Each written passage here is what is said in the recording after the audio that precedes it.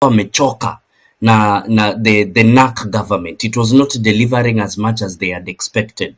And then they were forcing a constitution down the throats of Kenyans. And people resisted and rejected it and won.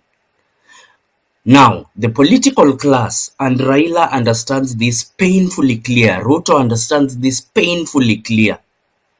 Once you do not structure emotions, the impermanence of it will allow just government to very slowly, very quietly roll on you.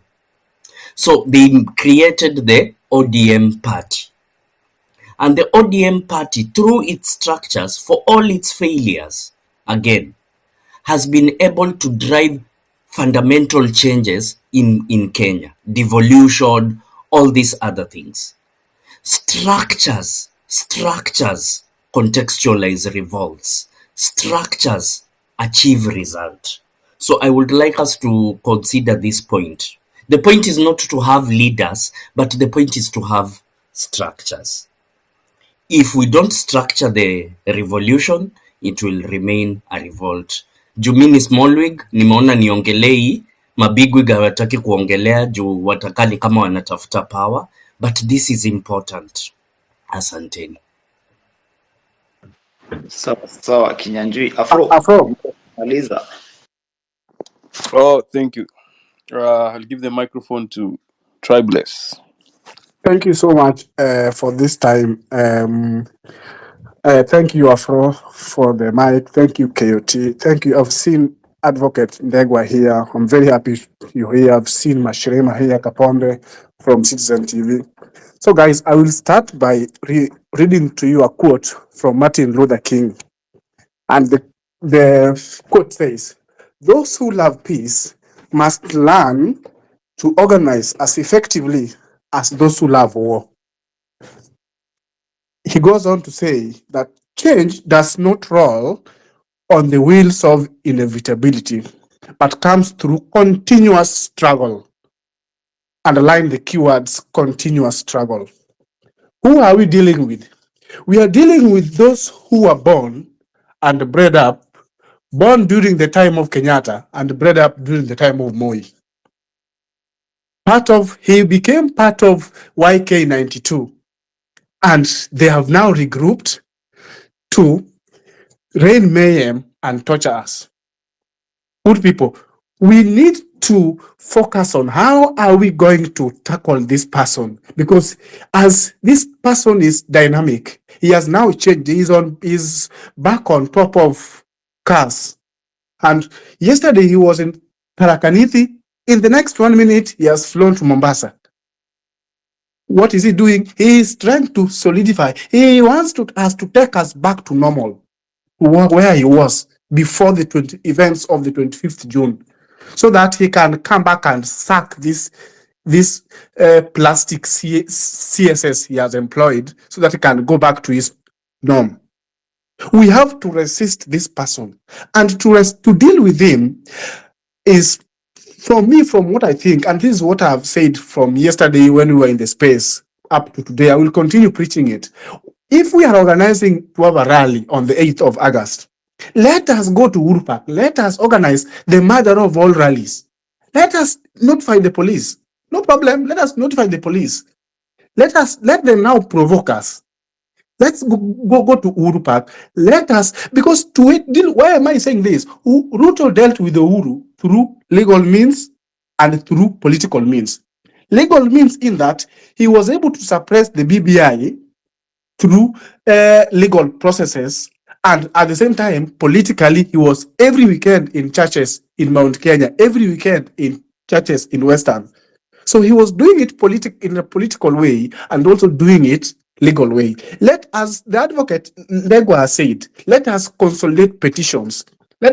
We never know where our luck is. This is a changing world. Let us do petitions. At the same time, let us suppress him. Let us put pressure on him politically. Let us organize, at least after every 2 weekends, we have a rally. Me, I am ready to be part of those who will fundraise. Why? Because I have been fundraising a lot to pay school fees for students. My age is between a millennial and a Gen Z. I have been fundraising a lot to pay. If fundraising to agitate for change, to ensure that bursaries reach everyone, every child in this country, is what will make me stop doing this harambes, I am ready for it. So that we can able to sustain political pressure on this man. Let him come, let him bring the police to arrest us in Uhuru Park. You people don't fear arrest. I have been arrested before severally during the time of Babu Owino and Mike Jacobs when I was a student leader and we were doing politics or supporting Babu Owino. Don't fear to be arrested. Arresting is part of a human being. Being taken to police cells and spending there a few days is part of life. You should not fear. A man with two balls should not fear being arrested. As long as you know you are being arrested, not because you have stolen someone's property, but you are agitating for the future of your generations to come. Let us go there. Let us, if EACC is not doing their job, corruption is now being budgeted. Let us go there, salimia them. Let us go there. Let us, tunasema we want to occupy EACC. We go there, we put pressure on them. We tell them, you are the weak link here. Let us look at how the countries, look at the education sector. The ministry, a whole ministry can issue a circular, a memo on fees and recall it. That is how messy and noisy our country has become. Look at how many children do we have in schools now? Nobody knows. Nobody knows. So I'm finishing 1 minute, Afro. So what am I saying? Let us follow this thing through legal means and political means. Let us call for rallies. Let us push through through petitions, and at the same time, let us push this person online. Let us not give him any place to breathe, because when you fear and you think the government will not find you because you are hiding, this government, the way this if the president was interested in finding a clean candidate to lead treasury and these ministries, he would have found this person the way he normally, his officers are fishing out of our homes every night and arresting us. Otherwise, if we don't be careful, if we don't fight this man politically and legally, he is going to subdue us. Let us rise up and use whatever we have, money-wise, voice-wise, mobile phones, unity, and fight this man through thick and nail. Thank you, Afro. Thank you so much, Tribeless. Guys, we are still looking for Shad. Shad hasn't been located or found. So please shoot out a tweet in that support. Free Shad has been warned that if he doesn't, I think I read some communication to that effect, that if he doesn't stop being anti-government and stop supporting the movement, the next time they get him will be his last time. And we take those threats as seriously as they are, like he said. Hashtag Ruto must go. Let's keep shooting the tweets on the timeline. Let's go. Motherland, Kenya. Karibu kwenye space.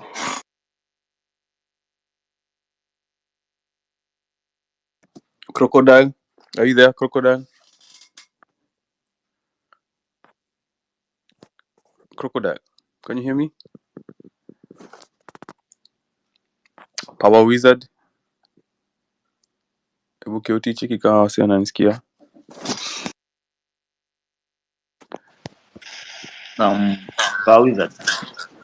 Power Wizard.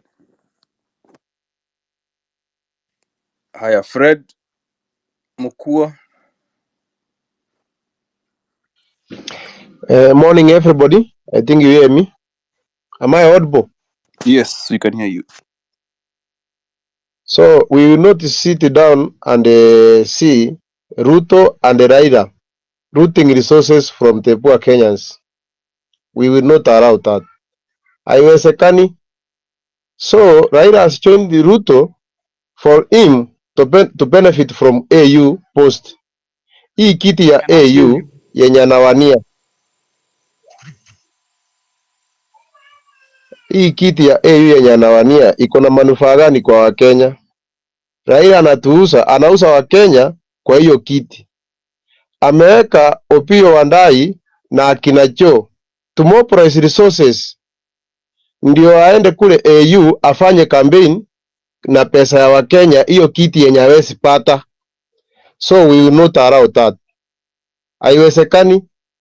So we need to create a system which will help we as Kenyans to live in a way other countries will recognize us. It is impractical kuona kuwa wapunge wetu wanasema ati ile there will be no budget cut kwa hii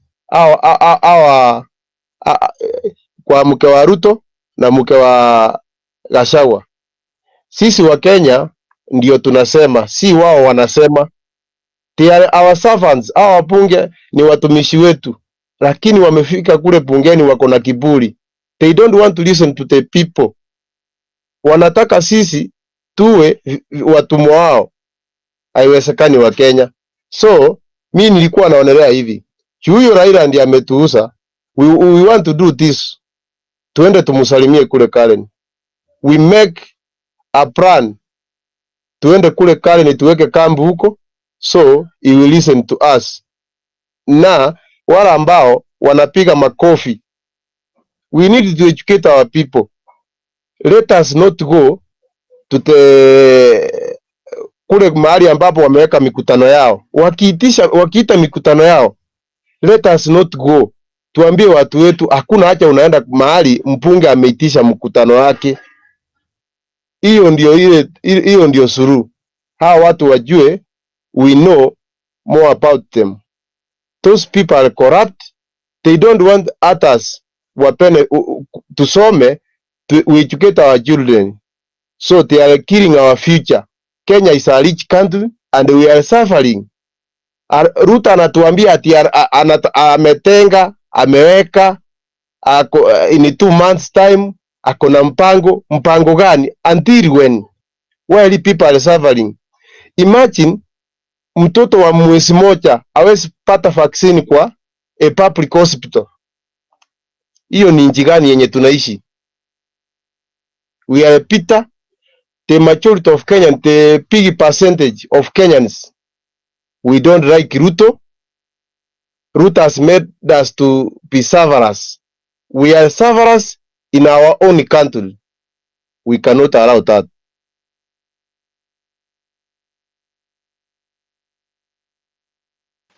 Okay, thank you so much, Fred. So let me give this chance to Maureen. Maureen, are you there? Yes, I'm here. Can you hear me, guys? Yeah, sure, you can hear you. Just proceed, please. Yeah. Let me start by saying that Ruto must go. And the second thing is shame on Raila, working on dead bodies to go get nusu mkate. Enyewe, shame. Ni kama shame imeisha Kenya. And also, the other thing is, we must start asking, why are we paying taxes? Why are we paying taxes so that those praying mantis wapewe pesa zetu wajifanya wanatuombea? Kwani sisi hatuwezi jiombea? We must start saying, kama ni kulipa tax, ziende to the right things. If it's education, if it's healthcare, si kulipa tax naenda for useless takataka kama wa mama wawili. They're so annoying. They're saying that if they're not given money to pay the workers, ati kutakuwa na cases. First of all, the offices are unconstitutional. What do you mean there will be cases? From where? The offices already are unconstitutional. So I don't know why they're being added more money for nonsense work. And also, Raila has really set us back. You've seen that Ruto has gone back to juu ya magari, kuongea tutatenga, tutafanya, sijui tukue na peace. What do you mean tukue na peace? Who is killing people? Are we the ones who are killing ourselves? Since the police. So why is he telling us that we should have peace? Yeye mwenyewe, he's the one who should stop killing us and listen to what Kenyans are saying. What else? Something that I'm forgetting. I think I'll stop there. Thank you, guys.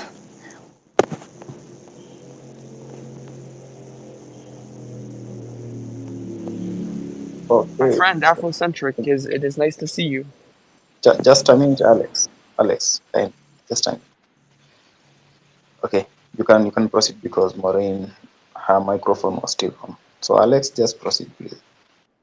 Thank you. Thank you for allowing me to speak on your space. It is truly an honor. And I will speak on the perspective of an American. So if I say something wrong, or you can correct me if I'm wrong. So this is just this is just on a perspective of a Gen Z American. So please, if I say something, you can correct me anytime you want. I'm an American at the end of the day. When it comes to Kenya, Kenya is rich of natural resources. You have gold deposits. You have you have a substantial amount of minerals within the nation, and many foreign entities and many companies across the world, including in the West, they go to Kenya and they extract these natural resources, but they are supposed to pay some sort of tax towards the Kenyan government, which they do, and the Kenyan government collects it, and it's supposed to go towards the schools and other types of infrastructure which are necessary for the country to be able to continue to prosper. But instead, the politicians are taking the money and they're spending it on themselves. They're living lavish lifestyles. They're flying on a private jet. They live in a nice house. Rather than giving it to the Kenyan people, or at least using that money to invest in, like I said, certain infrastructure such as roads, schools, hospitals, and anything that is necessary in order for a country to be able to continue to prosper. So, therefore, it is essential that we raise awareness, and I appreciate what you guys are doing. You are protesting against corruption, and that is why I support your movement. But on top of that, when it comes to this idea of Pan Africanism, as an American and as a conservative American, as you can see, I have a picture of President Trump. I'm 50-50 on the Pan Africanist movement, since there's some good and then there's some bad. You have Mugabe when he took office in the 1980s during his ZANU P, I believe it's the ZANU PF movement, where in 1980 Zimbabwe was able to gain independence from Rhodesia, which was a former British colony, and instead it was more given back towards the African people. But instead of working alongside the white people who were in Zimbabwe, they didn't. They chased out the Boers. If the Boers didn't leave their farms, then they would be massacred, they would be killed. So many Boers ended up leaving. And what ended up happening was 10, 20 years later, you had Mugabe, who was pretty much demanding for these people to come back, but they said, no, why should we come back to Zimbabwe if you force us out just because of our skin tone? So in some ways, I believe in the idea of Pan-Africanism, which is the idea that the African people should be able to um, maintain control of their natural resources, maintain control of government, and lead the country without foreign influence. But at the same time, this idea of ethnic nationalism, and again, just like it's the same ideology where I have it with Europe, where it's when in regards to Europe, since the vast majority of people are European, it should remain as European. And the same idea goes with Africa, since the vast majority of Africans are African, and therefore the main culture, the main religion, the main race. Well, religion is divided within Africa, but what I'm trying to say is that within each country, they should continue to instill their culture, instill their race, as well as their religion. So in that aspect, I'm a cultural as well as an ethnic nationalist. So in that aspect, I agree with the Pan-Africanist movement, but I do not agree with some of their tactics, which call on the genocide of white people and forced removal. Since again, I'll give you a tale of two nations. You have South Africa, and then you have Singapore. During the time of decolonization, South Africa was richer than Singapore, even though both nations were colonized by the British and both nations were decolonized around the same time. But Singapore in the 1980s, it's a city state. It's a very, very small city. Well, yeah, it's a very, very small nation and the city. And there were many different ethnicities living in Singapore. You had Chinese people, you had Malays, you had Indonesians, and you had Indians as well. And during the 1970s, they were building ethnic enclaves, and the people from different backgrounds weren't really working together. So in the 1980s, the Singaporean government mandated where everybody who lives in an apartment building, that there would be 25% of each ethnicity would live in an apartment building in order for people to be able to learn about each other's cultures and to work together, so people will be able to innovate together and continue the prosperation of Singapore. So fast forward 40 years later, Singapore is one of the most neutral, most stable, and one of the richest nations in the world, since they adopted the idea of working together despite people being from different backgrounds. And meanwhile, in South Africa, partially the reason why South Africa is going downhill is due to the ethnic conflict between the Zulu and the Xhosas, as well as the Afrikaners. And instead of working together and trying to maintain this idea of being prosperous for their nation, instead they are dividing themselves. And whenever you divide a nation, whether it's economically or socially, you will notice the decline of a nation. And when it comes to South Africa, In some ways, I approve of Julius Malema. I know some of his tactics are a little bit harsh and a little bit aggressive, but I agree with him on two things. South Africa is currently enduring a high crime rate, and therefore Julius Malema has imposed an idea where he would impose harsher sentences on criminals instead of just letting them out right back on the streets. So therefore, the crime issue would be under control under his leadership. And on top of that, he's condemned the ANC on numerous occasions about being bought out by China, since the ANC, which is currently led by Ramaphosa, is one of the most corrupt, if not the most corrupt parties in the world. But they are certainly the most corrupt party within South Africa, since they allow China to continuously extract natural resources within their nation. But in exchange, China is building infrastructure within their nation, such as hospitals, schools, and roads, and any other type of infrastructure that is beneficial for the prosperity of a nation. But at the same time, once China is done extracting the natural resources, they Alex, will leave their nation to be in hmm? just wind up because the discussion here you are discussing about the our country matters, and we currently not discussing about other countries like South Africa or the US. So we are mainly focusing on what is currently happening here in our country. And of course, you've touched on matters the natural resources. Yeah, we have the natural resources, and mostly these resources have been being run by other people from other countries. But at the moment, we as the Gen Zs from Kenya, we feel like these natural resources, they should be processed and be managed by the Kenyans. So we currently are worried about our country and not other countries. So kindly, If I can say Alex, this if I can say yeah, this in regards to Kenya, this is about Kenya. So I know somebody. I was actually just talking with him. His name is hold on, let me see what his name is. Tom Maboya. You know who that is, right? Tom Maboya, Doctor Maboya. So I was talking with him, and he was telling me that he grew up in a village, and there was plenty of gold. There was plenty of gold deposits, but they did not have the materials to extract these gold out of these deposits. So what happened was there was these foreign entities that would come into Kenya, and they would extract the natural resources for them, but in exchange they would pay a tax towards the Kenyan government, which theoretically it should benefit the Kenyan people, since taxes goes towards useful things such as schools, roads, hospitals, like I previously had mentioned. But at the same time, this money did not go towards the Kenyan people. This money went towards the politicians, and the politicians, as you know, are living in lavish lifestyles, eating uh, 5-course meals every day, living in mansions, and living in all and flying private jets, living in mansions, and driving very nice cars, rather than giving the resources to the people. So it's really a corruption issue, and that is why I support your movement. But the reason why I made a comparison between South Africa and Singapore is because I wanted to show you what division does. When you have ethnic division, and I know some of you are Pan-Africanist, and I fully support that, but some Pan-Africanists at the same time are anti working together with other, races and ethnicities and whatnot. But as long as they don't become the predominant race and culture within your country, I don't have an issue with it, as long as they assimilate into your nation. Thank you. okay. Thank you so much, Alex. And I also want to address any other person who will be coming here on the speakers panel, probably who might not be in Kenya, but really supports this movement. At the moment, we are having a very solid discussion about what is happening in our country. So on matters, minerals and natural resources, we can organize for such a forum later. Then we can discuss about that. Yes, I Thank you so much, apologize if I Alex. went on Alex, Alex, a Alex, long rant. Alex, kindly. Thank you so much, and say hi to President Trump. Maureen, I saw your hand is up. Yeah, I was just wondering what his point was. Well, my point is that But people should work. yeah, Oh, go ahead. Sorry. Go ahead. go ahead.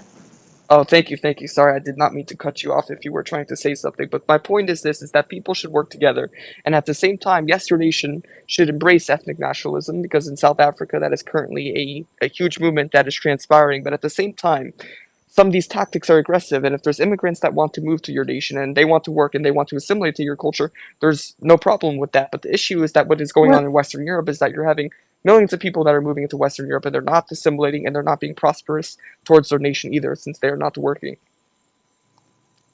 That was my oh, point. so your point is immigration and assimilation. Well, my point is that I'm pro-immigration, but at the same time, people who move into a nation, they should assimilate to that nation's culture as well as be productive within that nation as well. That is my Okay, point. fair enough. Okay, fine. And I Alex, also, bye bye. I'll welcome Guys, you on I another day. my last point is, before I Maureen? drop the mic, yeah. Oh, you want to say something, Maureen? Yeah. If the Okay. lawyers can assist us in petitioning, in presenting the cases in court, I think from the case with Baby Pendo case, it has set a precedent that the seniors can be tried for crimes that are committed by the juniors. I think that is one good thing that can be done so that these people can be held responsible for killing us and abducting us. Okay, thank you so much. We have Wakili Ndegwa up here, so he'll probably respond to that. But before that, I think let's give Anthony the chance, then we'll go back to Wakili Ndegwa to respond on your question, Maureen, or on your concern. Okay. Anto, are you Okay. there? Yeah.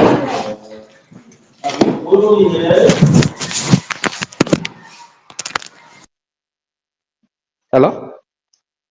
Yeah, just proceed, Anthony. I can hear you. Your 3 minutes starts now.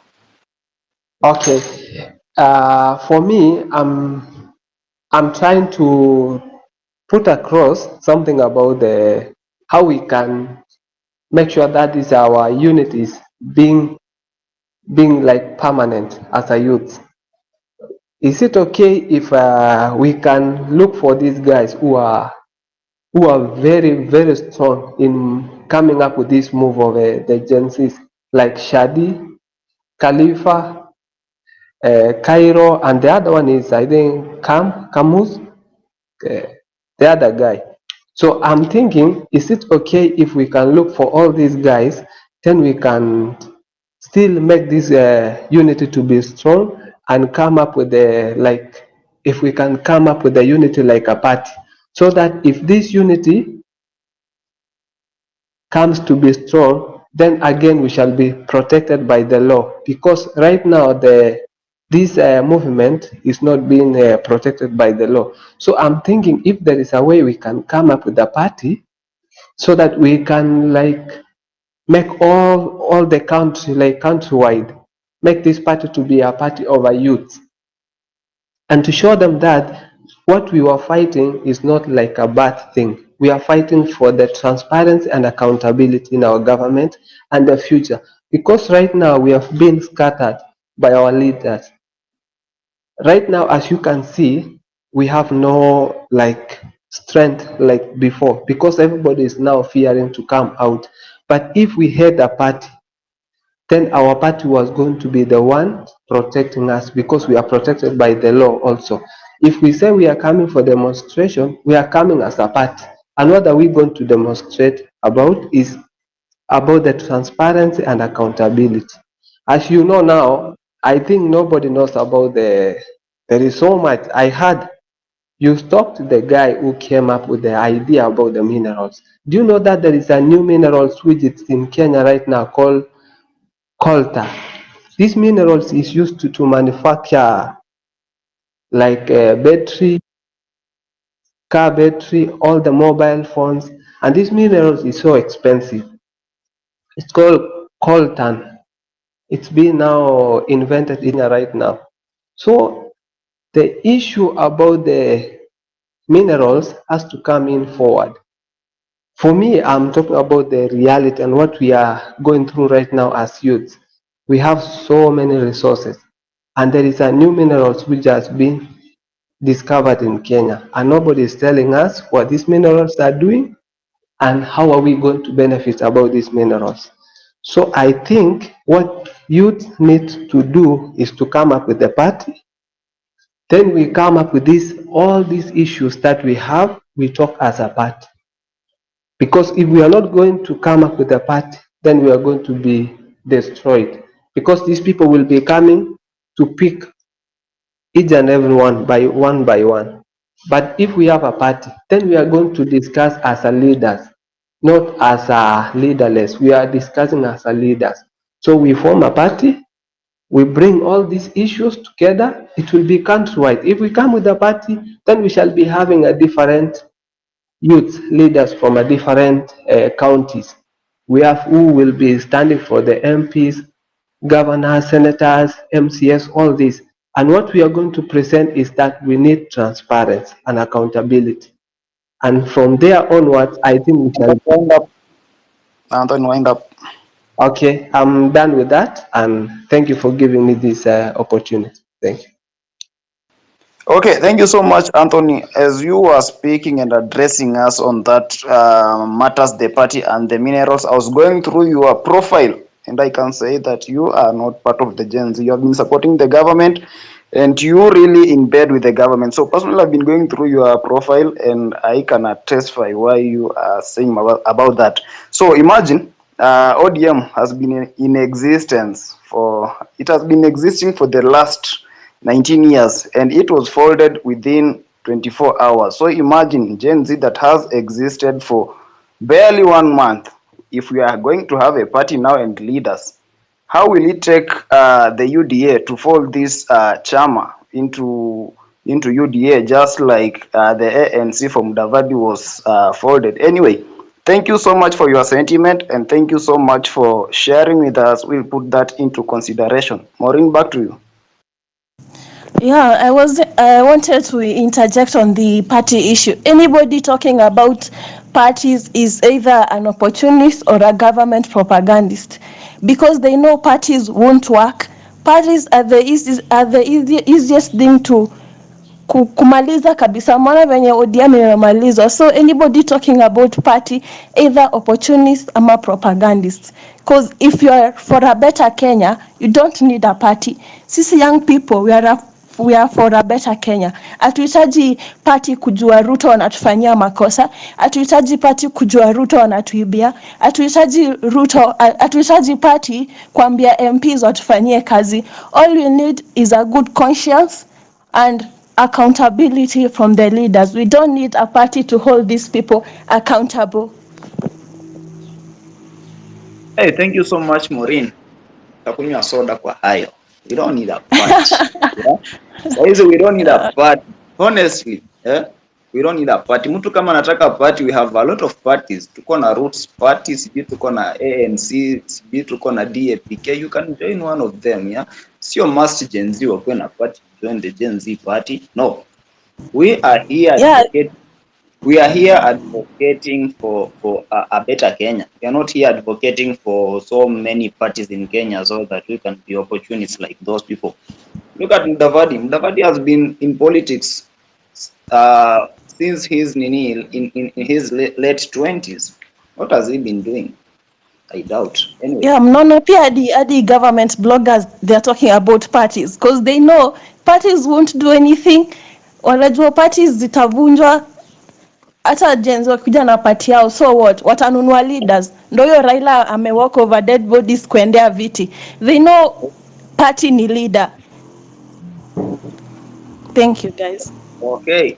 Asante. Mama, Nani ako hapa? Siwai. Unasema ama ni Boniface? okay, sawa.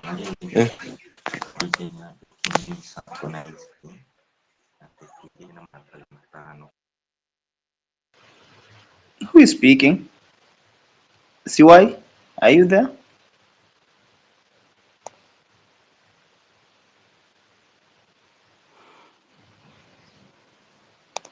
Yeah, to skim to what's happening. Okay. Dida, so you can go on. Umekuwa hapa sana. Okay. Thank you so much for the opportunity. Guys, me, I want to be real and raw with you guys. Saizi kwenye vitu zimefika mazee, sahi tunachezewa bila gloves man. Nakwambia it's all out war. Na kwenye saizi vitu zimefika politically, I know mmekemea, there's a guy amekuja hapa before me, he was talking about a party. Another guy came before me, he was talking about structures. na wengine hapa hivi mko against that. But guys, it's time we evaluate and re-evaluate, because if we are indeed guided by principles, having a party or not should not be an issue. And by this, I don't mean a group of people who are out to like self benefit or align their pockets. I mean a group of people with a particular set of principles, like guiding principles.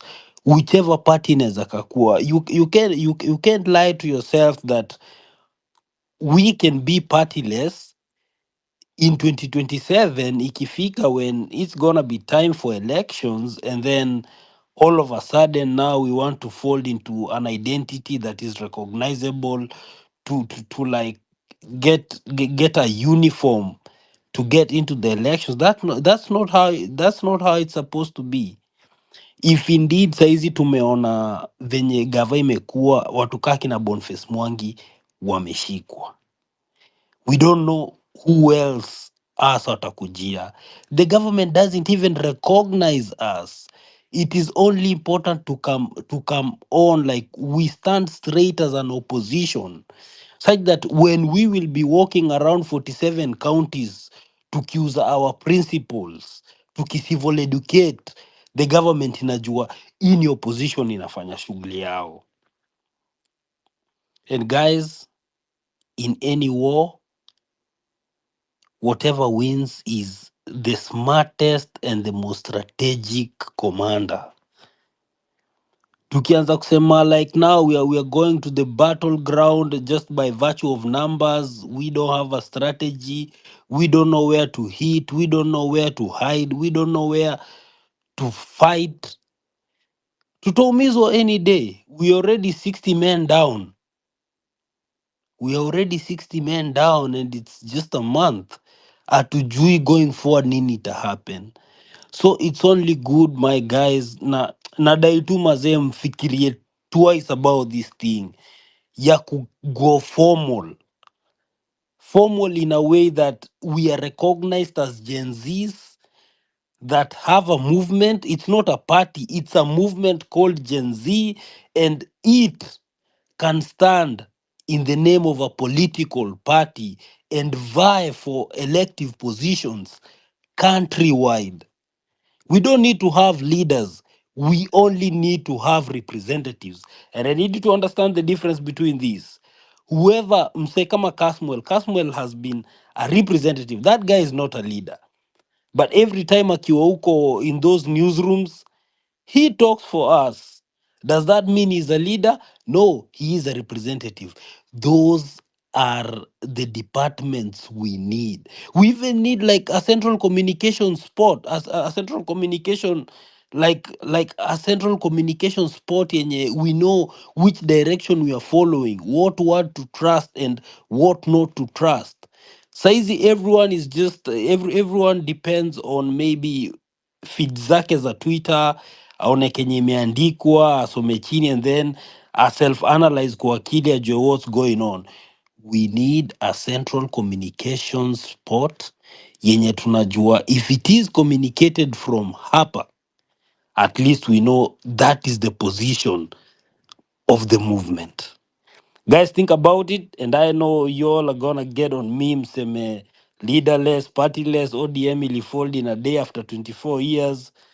Guys, we need to take form. Thank you for listening to me. Okay, kama kila mtu hapa ananisikia. Just a minute, bro. Just a minute. Hey, Dida, I don't want to retaliate. Anyway, thank you so much for sharing with us. And that's what I can say. I'm not a spokesperson of this movement. I'm just here to provide a platform. So guys, wenye mnasikia hiyo mambo ya Dida and other speakers, you can always respond, yeah? You can always respond. So Boni, uko Kofiti. Okay, I want to say this, if movement here to, if we don't have a plan of getting the inside the government, we might be fighting for nothing. if we are not recognized by the law, sisi wenyewe sheria inatutambua that these people, hawa ni watu wa aina hii, mipango yao ni hii, we might end up losing everything.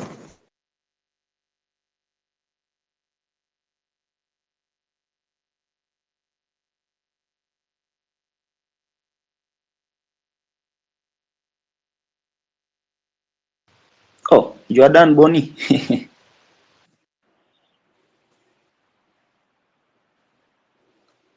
Bonnie, personally mimi sikusikii. Ama kuna mtu anasikia Bonnie? I Tumusikii. doubt. I doubt. Daktari Ombati, karibu kwenye mic. Thank you so much. Good evening. My name is Zombati. This is like the second time. Of course, nimekuwa nikifuatilia what has been happening, but this is the second time I am getting engaged one-on-one. First and foremost, I want to say thank you for the chance. Number two, I want to, of course, pass condolences to the lives that we've lost. And number three, to say that we are at a very high disadvantage. The fact that Raila, higher advantage, not disadvantage, higher advantage. The fact that Raila has officially shifted away from being the opposition leader to sitting and working with government. There are so many factors that are contributing to our struggles today. Lack of proper education because of the challenges in matters of finances from our people. Our political systems have not put things in the right path, and so our people are not getting what they are supposed to get, especially the young people. Most of our young people feel disillusioned by the political corruption that is ongoing, and unfulfilled promises which are making us feel that we are going, around circles and circles, and we feel we are not well represented. As youth, we are, financially unstable, and we don't have job security, and that makes us, start now prioritizing the political involvement, so that we find a way of getting to the table. Because they say, if you're not at the table, you should be careful because you might be the menu. And that is the challenge I'm seeing with our people currently in Kenya. And of course, the economic pressure, that is what I've spoken about. And our level of unemployment as the youth in Kenya is very high. It's over, from, I think, I don't have the current data, but I believe it should be from KNBS, it should be hitting above 30% of level of unemployment as youth. So putting all these things together, we have a role to play. And one of the roles that we need to play is to set our own path and direction on what we are supposed to achieve at the end of the day. But the main one is on mentorship. Are there people we can look up to in Kenya today? The top leadership that we have? Well, I don't think so. But there are people out here who may not be at the top leadership of our country, whom we can look up to, and those can give us guidance. One of those people is those who have been giving us quite uh, proper guidance, especially when we started this program of revolting against the government. Miguna is one of them, well-learned man. We have the former governor of makwiny, a very learned man and ready to teach and guide, and of course many other people who can give us. And above all is getting political participation. That, like most people have mentioned here, it's time we need to now begin preparing to Aje. If things don't work our way, I know on 8th we are going to the tutatembea tuingie huko, we shall have one of the biggest rallies or whatever that it will be. But if things don't work our way now, what will 2027 bring on board? So this is where our participation is very key, that we run for office, support youth candidates, so that we can increase the presentation. However, some of these youth who've been elected, look at the chairman of finance committee at the county assembly, a very disappointing young man. People whom we should have looked up to, people who came in very fresh, learning the system, getting to know what is supposed to be done, then you see what has happened to them. So it's important, the unity that we are having, the unity. Somebody spoke about bringing all those people who are the heads behind the space meetings that we've been having, bringing them together, kuwaleta pamoja, tuone how we can now forge a way forward. Not really a party, but somebody said about structures, which is very important. But also we also need a unity of purpose, so that tunapokuwa na space. I love the way space kama ya Americs inafanywa, that we have quite everybody ana shut their spaces, we come together, we give a direction, and we forge a way forward on whatever that we are supposed to achieve. I am so proud of what has been happening in the country, and I'm very happy that I'm alive when our country is getting direction, not from the political bigwigs we've had for years, but from people who have been seen to be novices on matters politics. The challenges we are facing as a country are quite enormous, and one of the main one, of course, is leadership. And that leadership needs to be given, the direction needs to be sought and given.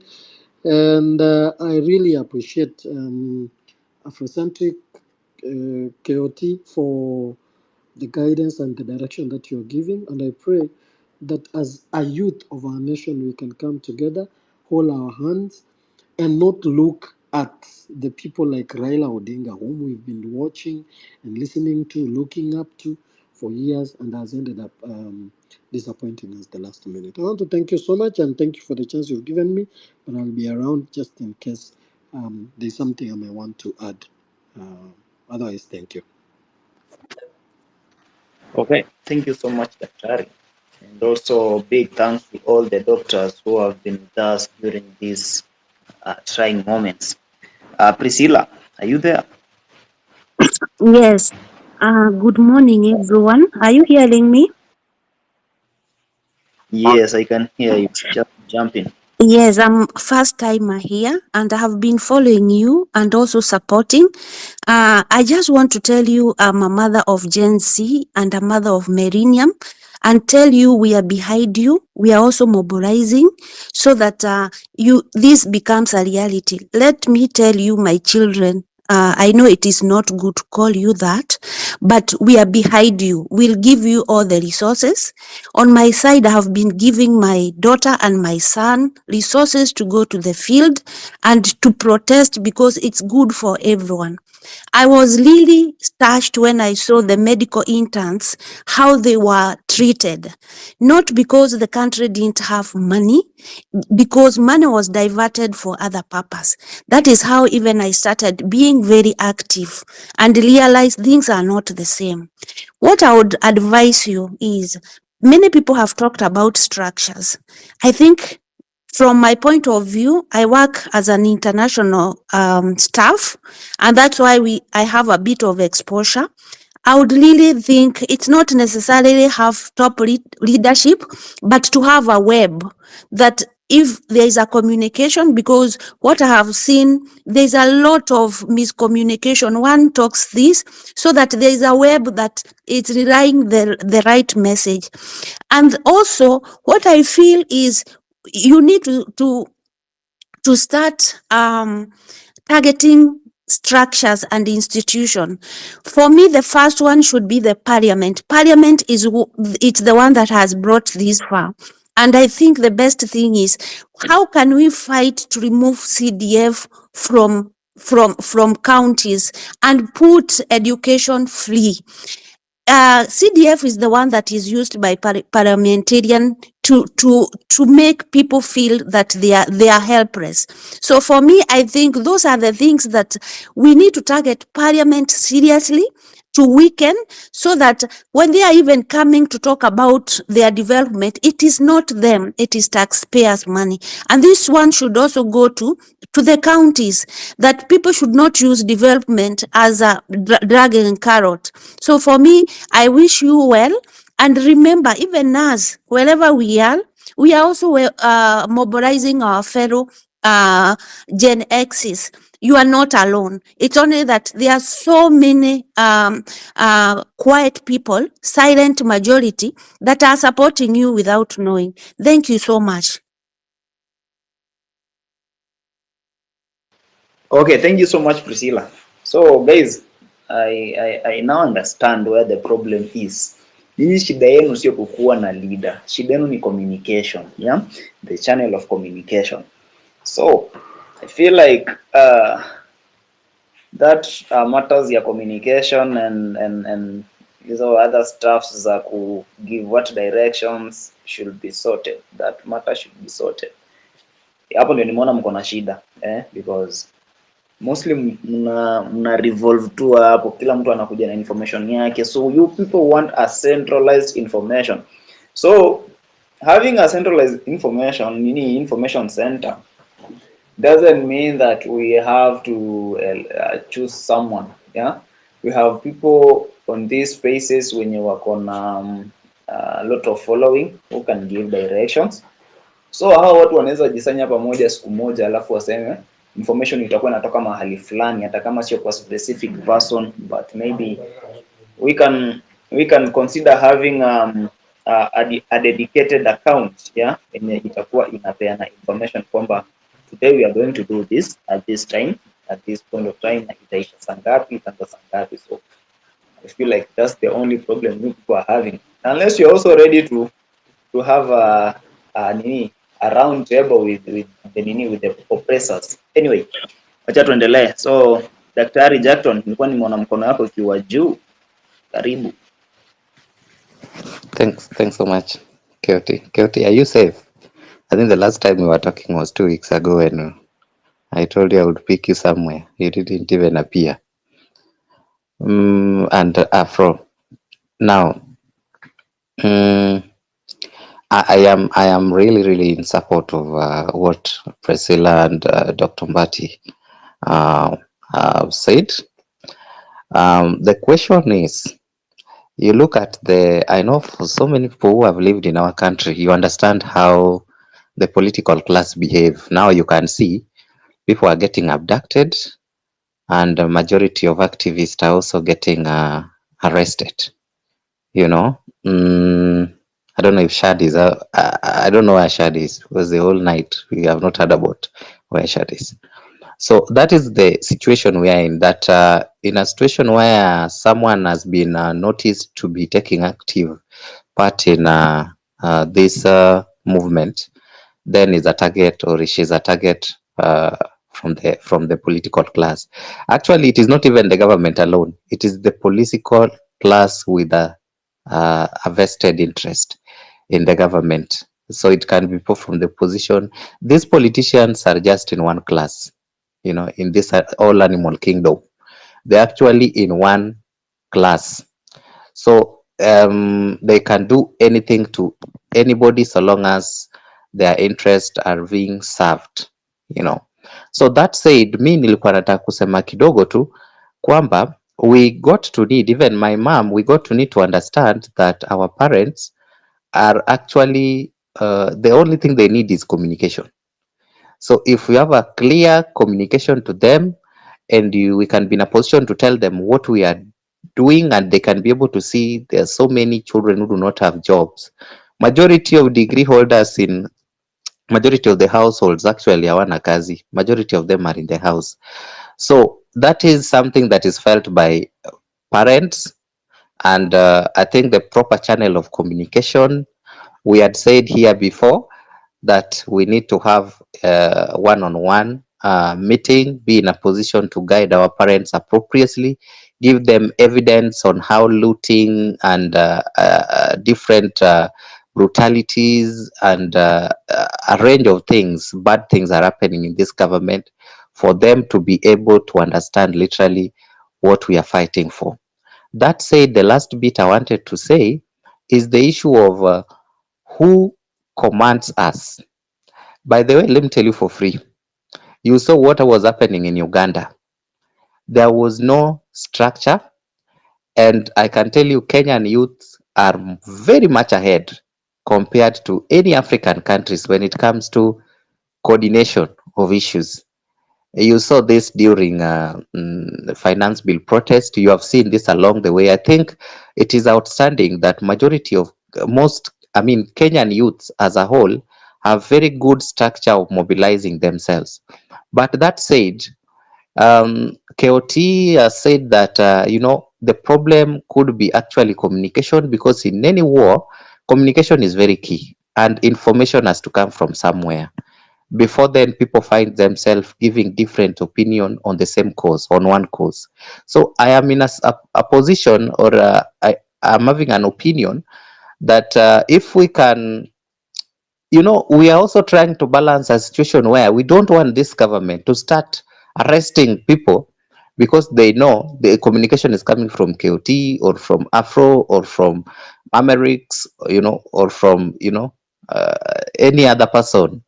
So we need to have a way in which, even if we have a formless leadership means it is enigma, it is mysterious.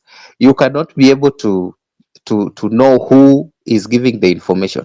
And for this to happen, KOT and Afro, I was thinking that there is need. This is something that doesn't need to, so long as people have agreed, and this is very important, because where two or more people gathers, there will always be someone who can end up betraying the whole plans. And this is why I was saying that you can meet silently. Those people with silently means that you know how to control the population, the movement team, the youth, and of course you meet silently without anyone knowing. You share ideas so that we can have communication structures getting from somebody after a range of discussion among the people, among all of you as people who are directing this.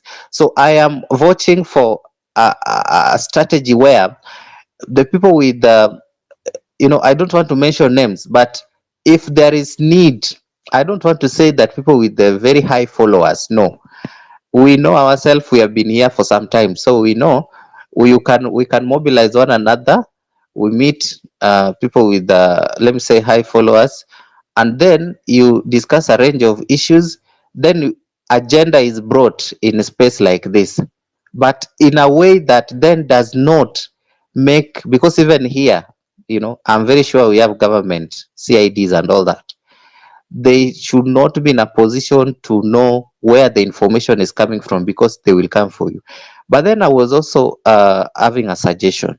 If we have to have a structure, because I'm very sure as we move towards 2027 during elections, we need to have a well-defined structure, a well-defined electoral management system where our opinions shapes the system when it comes to election. That means from how votes is being done, how they are being transmitted, how they are being announced, and evidence-based results that can be seen, and is something that is, you can be accountable. Results that are accountable, not results that are being manufactured in cloud, and then all of a sudden you get someone being from nowhere becoming president or being announced as president. These discussions needs to have structures, and I'm having an opinion that if we have to have structures, then let's vote for people who can be in leadership to be living outside Kenya, so they coordinate with this team that I was talking about. then this team communicate to us in such a way that this government will never know who is the leader, despite the fact we are having leadership. They will never know until 2027, when we are now coming on board and we now have proper systems, so now we coordinate everything. So I was watching that.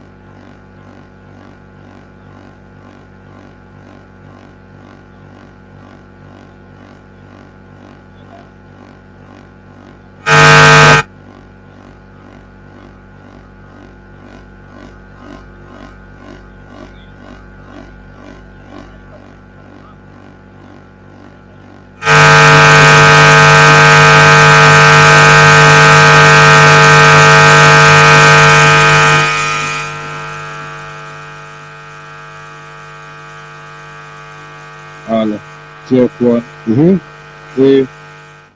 Hamdu huko.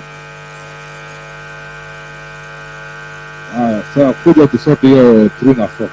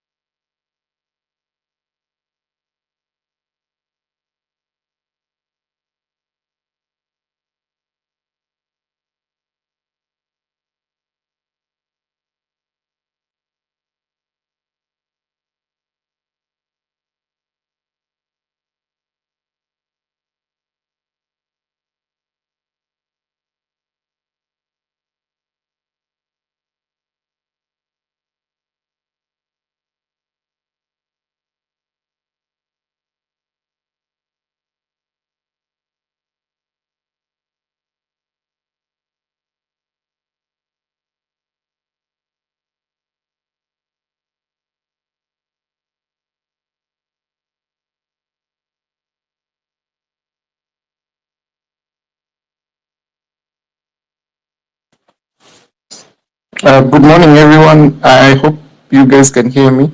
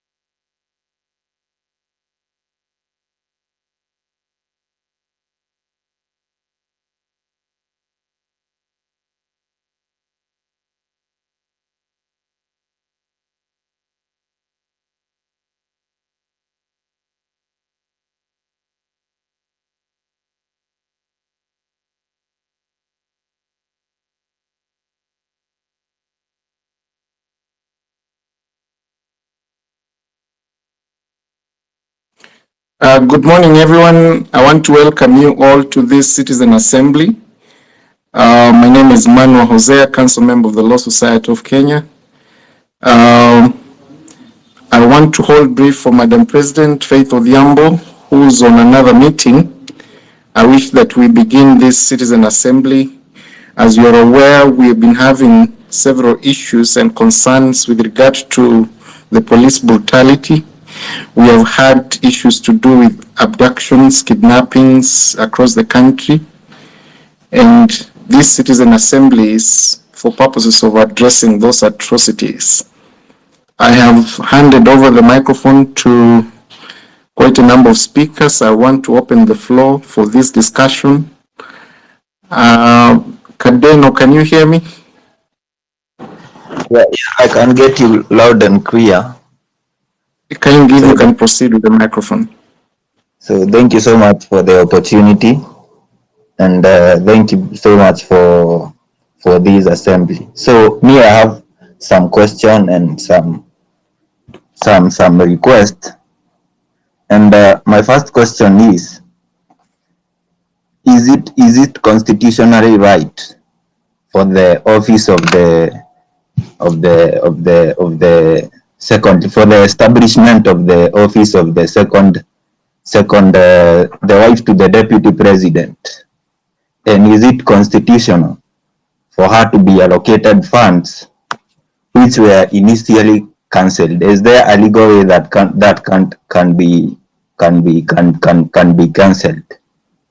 As in, watu wanaweza enda kotini na stop that the budget that the parliament proposed, and if it's possible, the budget that was allocated to them, to those two offices, should be directed to free education. And I had a request to those who are here and they are our member of parliament, or they are connected to our member of parliament, to tell them that we need free education from primary school to the secondary to university. There is enough money to do this.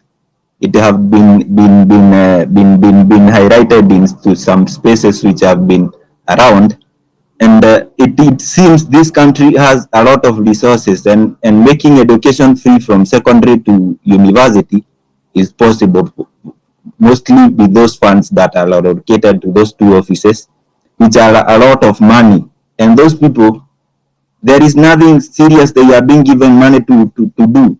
For example, that of Rachel is to pay pastors to pray, and for the Gadi is to fight alcohol. We have Nakanda, we have commission established by the constitution to do these jobs. So that money should be taken and given back to free education, free everything. We don't want but we are supposed to pay for exam. No, we want free. I live in a street here in Thika where I find some kids playing when others are in school. Those kids, if the school are free, those kids could go to school. And I know there are a lot of kids who are not going to school. So parliament should make education free from secondary to university, not paying a penny. People should lead to a point where you feel you don't want to lead again. You are tired of leading because everything is free.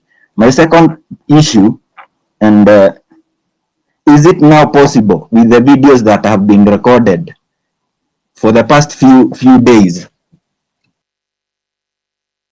in places like Zimmerman, in Githurai, and in Pipeline, is it now possible to take the Inspector General of Police, with the one who is called Kancha, to the ICC, and the Regional Commissioner Bugei to the ICC because they are committing crimes against humanity? Is it possible that they can now be taken there and charged with those crimes that have been corrected by videos and have been placed here? We can see, and I have tweeted a tweet and tagged Madam Faith Odhiambo, asking him, how can someone send a water cannon and spray people to residential places like Pipeline, wanaenda kuspray huko watu maji na watoto wanawaspray na maji mbaya? Is it now possible to take these people to ICC open investigations and to attack yuko. My third thing, and there have been magazines here kwa timeline showing how the deals were being conducted in the ministries. Some ministers has exposed the government and the corruption in government, and I was asking, is there a legal way to take the president to the court? And if it's not possible in this country, even outside country, the Eastern Africa Court or even the ICC, and file a motion of impeachment, because this is corruption which have been exposed and it's available and it can be proved. But if those people are willing to come forward, and we take the president there and we impeach him with his whole government. So I was asking, with that evidence, is it possible to take the president to court and sue him so that he can impeach him and have another government? And my last question is, what is LSK doing to the ministers like Kipchumba Murkomen who have been nominated back to parliament, and we know he have oversaw the sale of JKIA through Andani and Co. And we can see, everyone knows here what has been happening in JKIA. And now we can see he have been brought back with the parliament we have, which approved even the funds to those non-constitutional officers. We know they will approve them. So what is the Royal Society of Kenya doing to sue these people and be taken to jail, because these people belongs to jail?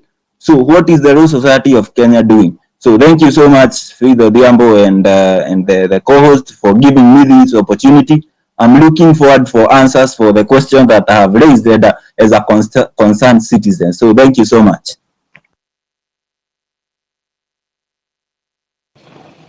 Thank you, Kadeno. Esther. Thank you very much for giving me this time and opportunity to speak to you. I have two requests, please.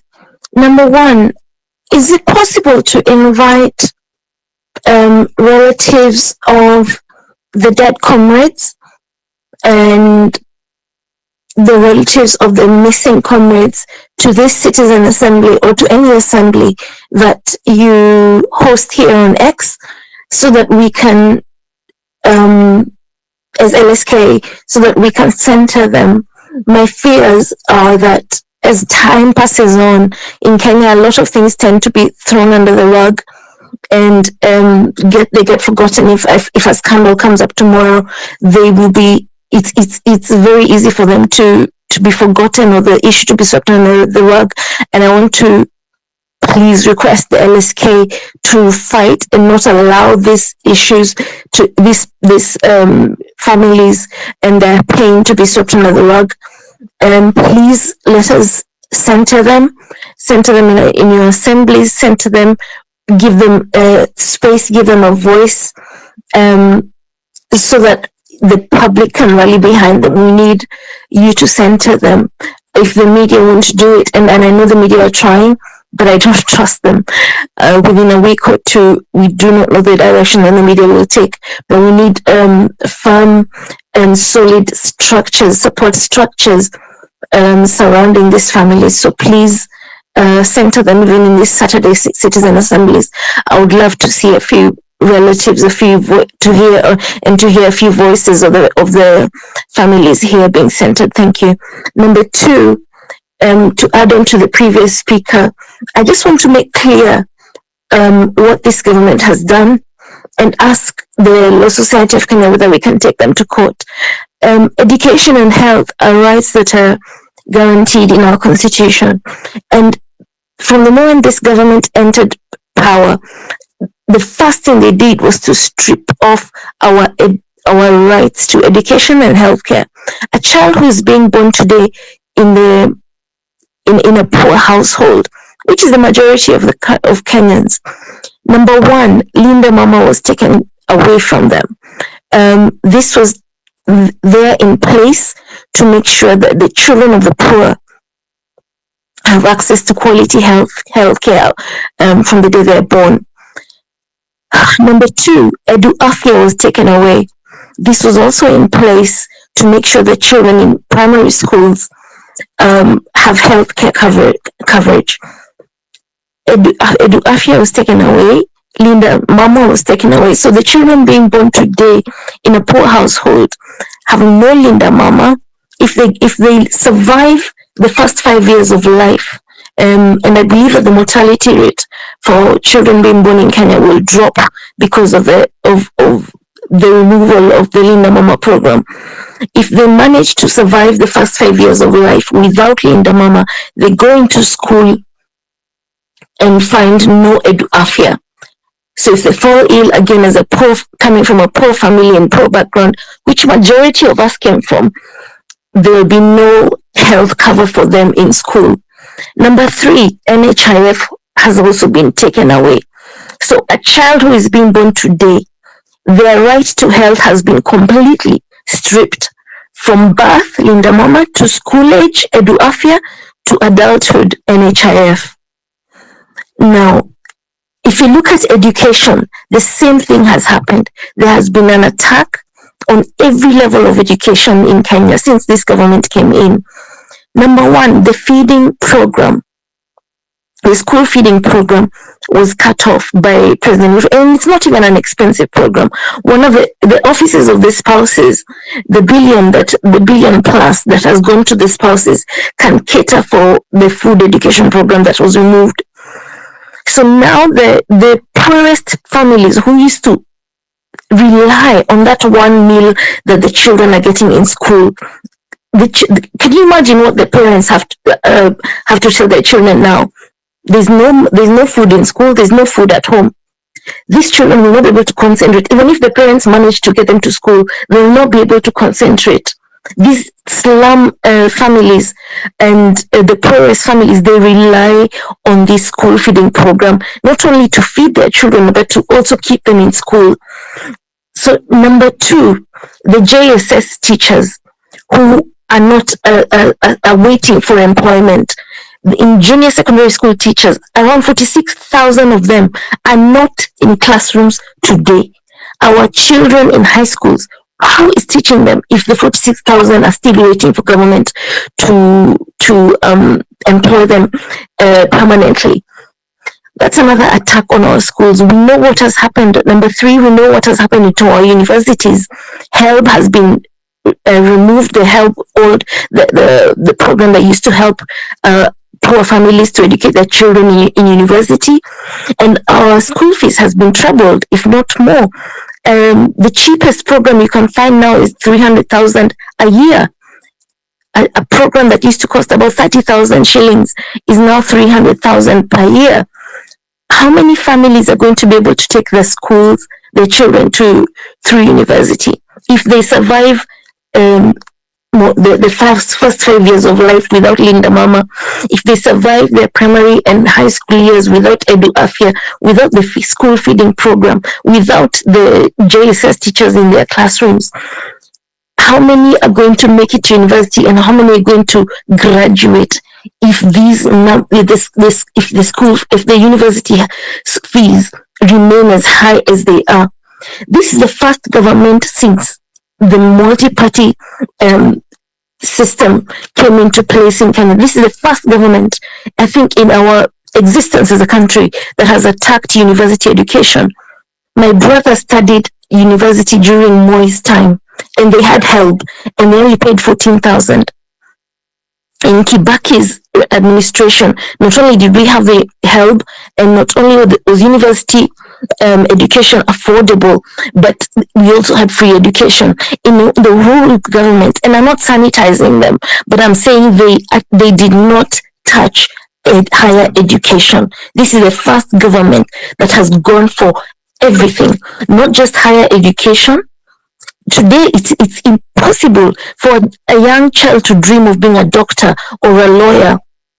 And my prayer is that we will stand as a generation that benefited from free education in Kibaki's government, that benefited from almost free university, subsidized university education from Moi's government to Kibaki, Uhuru, that we will stand with the next generation that is being fought from birth.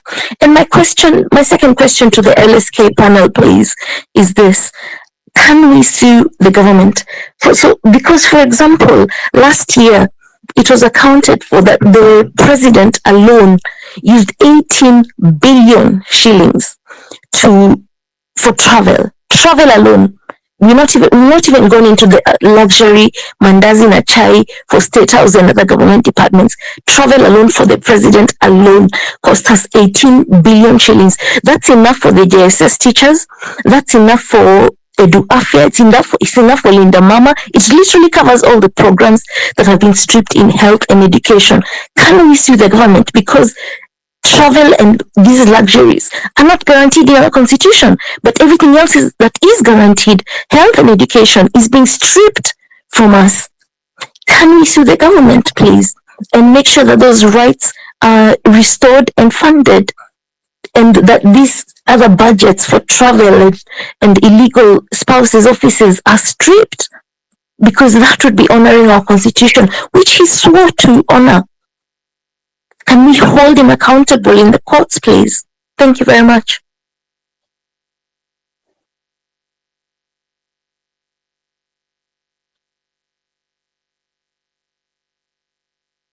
I yield back the mic. Thank you so much, Esther, for those questions and contributions that you've made. We will keep the questions coming because we intend to have as many advocates as possible on the forum for purpose of answering the questions and carrying this conversation forward. I'll invite John. Kindly, you have the microphone, if you can proceed. John?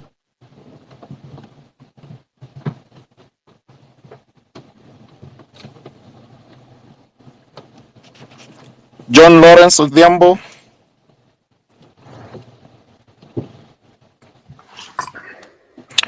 Western. Oh, John, you can proceed. John, you can proceed, kindly. Thank you very much, Mama. I just appreciate everyone who is on this space, and also just to emphasize that we need to look at the plight of the victims. Thank you.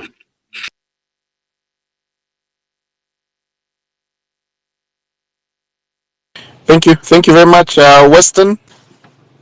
Thank you so much, Manuel, and I salute all those who are on this forum.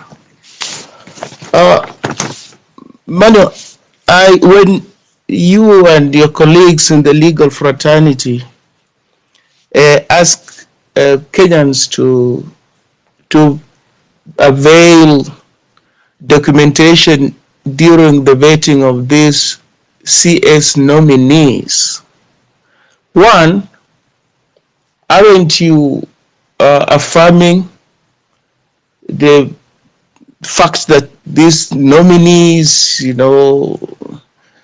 have been picked by President William Ruto, and that the process is legitimate, and that there is need for a buy-in from the Kenyan people? And isn't that part of a kind of a minimalist approach to the kind of change, as it were, that the protesters and Kenyans are yearning for? An overhaul of the system as opposed to a piecemeal incremental approach. Secondly, where would the ordinary people get information, tangible information, and impeachable information vis-a-vis acts of malfeasance by some of these nominees? Where would they get that information, that evidence? Because under the law, the police, the Ethics and Anti-Corruption Authority, and the DPP office, and those kind of institutions should have dossiers on these nominees and should table that evidence before the parliament or whatever panel that vets these nominees. So I think we are expecting too much from Kenyans, whereas they pay tax, they are taxed to the bone for institutions, bodies that have been set up under the law, under the constitution, to specifically discharge this mandate? Secondly, and final, is about journalists in Kenya. The other day, journalists were protesting along the streets of Nairobi, and they were decrying police brutality. And there were placards to the effect that don't shoot the messenger, we are not criminals. So the inference is, who is a criminal? Are the protesters criminals? Who is supposed to be taken out by the trigger happy police personnel? I think journalists in Kenya should come to the realization that if you are gagged, well, you have to defy the gag and report as impartially as you can the events that are happening. But when you allow yourself to be gagged, you censor yourself, you protest. I mean, what should people rely on you? Because where journalism is dead, effectively democracy will die. Because people rely on journalists, the media, to expose the rot, be it corruption, be it extrajudicial execution, summary executions. People rely on journalists. So when journalists protest in desperation, begging the government to allow them to report on things that the government does not want them to report, I ask myself, what form of journalism is being practiced in Kenya? Because journalists who are committed to public interest issues, to expose the underbelly of the government, the powers that be, must defy those orders of not to relay live pictures, not to cover protests, not to cover, excesses by the security personnel. So I'm perturbed. I really don't get it. What message they were sending across? Do they want to be treated by kid gloves?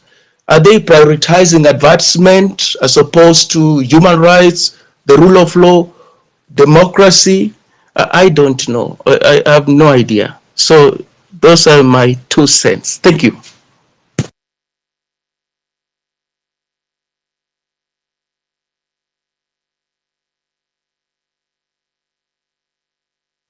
Thank you very much, Weston, for those contributions and questions. Kinoti, if you can hear me. Hello, yeah, I can hear you. Hi, can you hear me?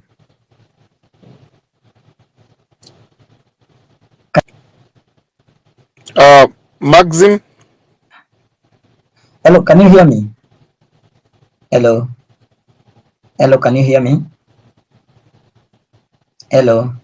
Maxim, are you there? Hello, can you hear me? Can you hear me? Can you hear me? Can you hear me? Even as we wait for the other speakers to make their contributions, I think I can respond to some of the questions that have been asked, particularly on what the Law Society is doing when it requested for the members of the public to submit memoranda. And I think it's very important for us to appreciate where we are coming from. The Constitution provides for a process under Article 152 on the appointment of cabinet secretaries, and the law requires that the president can dismiss and appoint. The process of appointing cabinet secretaries being a constitutional requirement under the law, the work of the Law Society is to supervise and assist where it can to ensure that whatever that is submitted, whatever process that goes on in Parliament, because that is a vetting process, must conform to the requirements under the Constitution. And I think if you look at the proposal, the invitation that was made by the National Assembly to invite members of the public to submit memoranda for purposes of informing Parliament as to whether the individuals so selected meet the constitutional criteria under Article 10 and Chapter 6 of the Constitution, and while doing so submit evidence why those nominees should not be considered. I want to be understood. We do not support the new nominees that have been appointed and who were previously cabinet secretaries before the dismissal. We do not support, because the reading of the definition of a dismissal under our Kenyan law means that you have been found to be unfit to hold that office, and for that reason I terminate your employment. It's therefore abhorring to find that the president proceeded again to actually appoint the same individuals as some of the individuals who are in the previous cabinet, and that is a question that the court will need to interpret. As a law society, we are monitoring the process. At this stage, we cannot be able to challenge the reappointment of the 6 who were in the former cabinet positions, for reason that the process is underway. Once Parliament finishes its task to vet, if they reject, then they will save face, because again, it will help members of the public not to continue agitating for their removal. If they proceed and confirm the names, then it means therefore that the court has to be called upon to interpret the provisions under Article 152 as to whether the president can at any point dismiss an entire cabinet and then reappoint the same cabinet. It beats logic. It doesn't make any legal sense to dismiss someone and return that someone back to the same position, because the constitution allows the president to reshuffle the cabinet from one ministry to another. That is not akin to dismissal. When you dismiss someone through a gazette notice, there must be a reason why you dismiss them. The drafters of the constitution did not envision a situation where a president of the republic decides to dismiss an entire cabinet and then returns some of the cabinet secretaries back. And so that will be a question that of course will be answered by the court as we move forward.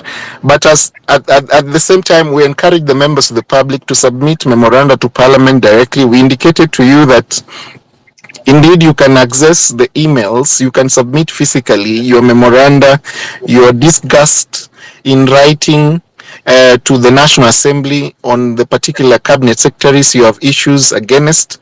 You have leverage, you have that right to actually raise concerns. If you have evidence of corruption, if you know that these people do not meet the provisions under Article 10 and Chapter 6 of the Constitution, you have that right to actually pursue, indicate that, and ensure that your representatives present those memoranda while the vetting process is ongoing. We have the victims. Someone asked about the victims' families. We invited, and I think some of them are in this session and the Citizen Assembly that will happen today for the entire day. Most of them will be participating in the process and will be offering and making statements and also informing the public as to what is happening, what has happened, and what they intend to do.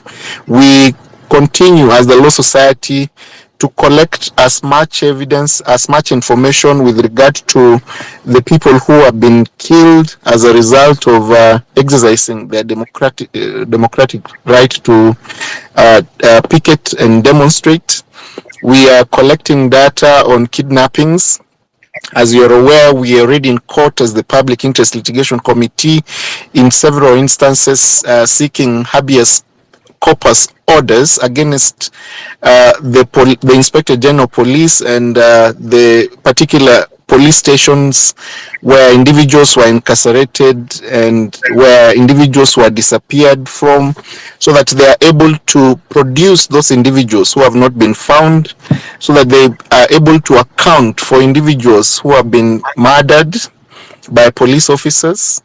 And I think it's an ongoing process. We are very keen as a society to ensure that individuals who committed these offenses are brought to book they are prosecuted. We have put pressure and we have been in conversation with IPOA, requesting them to institute proceedings, or rather confirm the police officers who committed these atrocious offenses.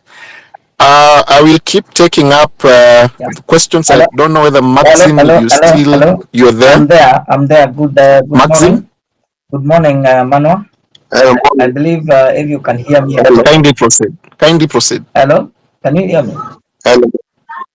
Yes, we can hear you. Okay, thank you. So, thank you very much. And so, I would like to first of all thank this forum, and beyond there go straight to my. Jocelyn, if you can proceed. I think Maxim has a hello, problem with his mic. My point is that.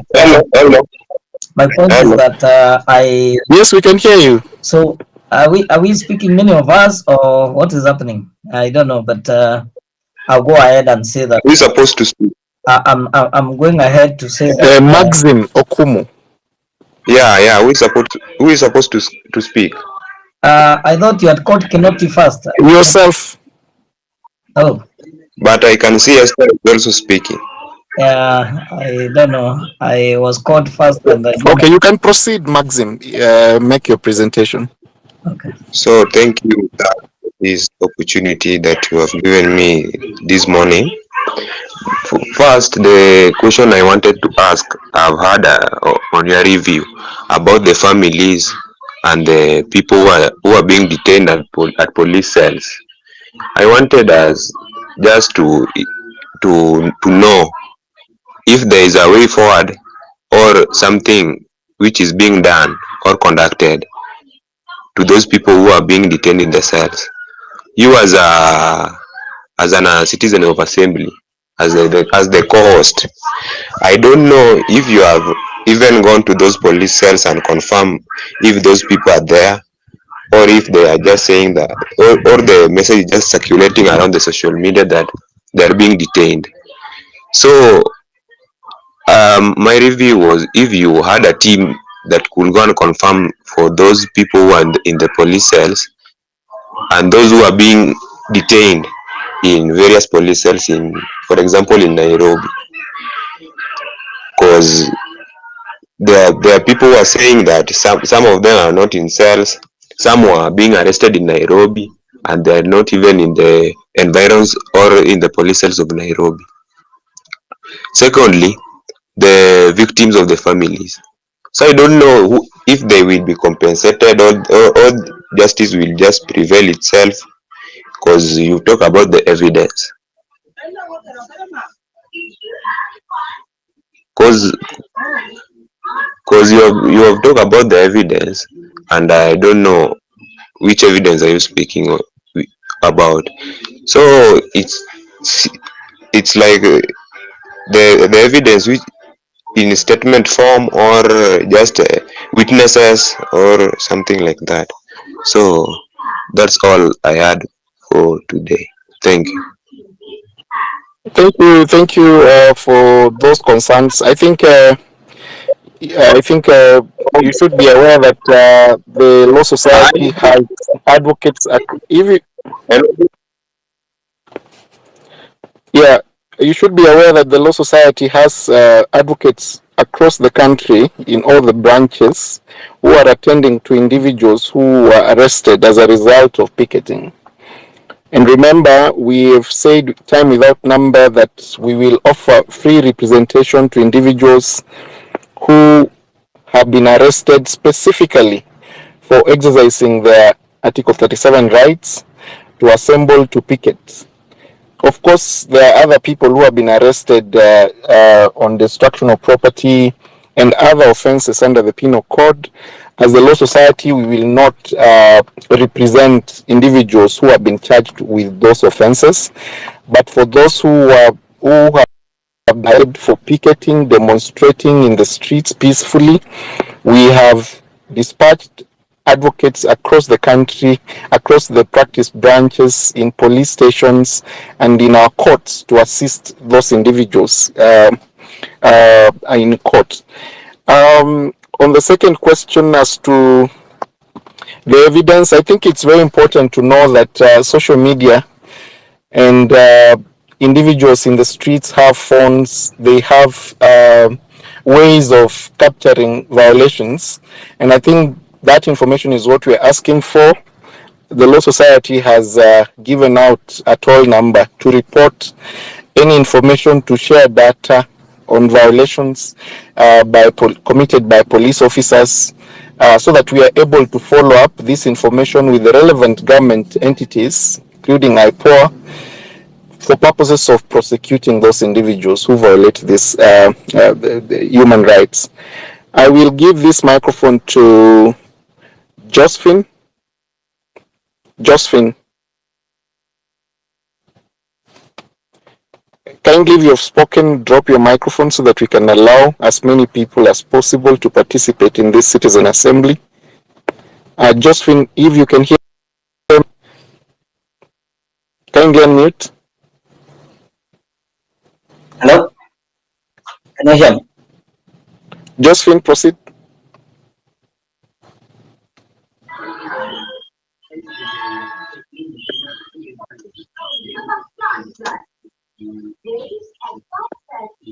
Josephine?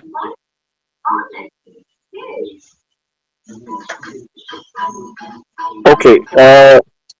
Daktari?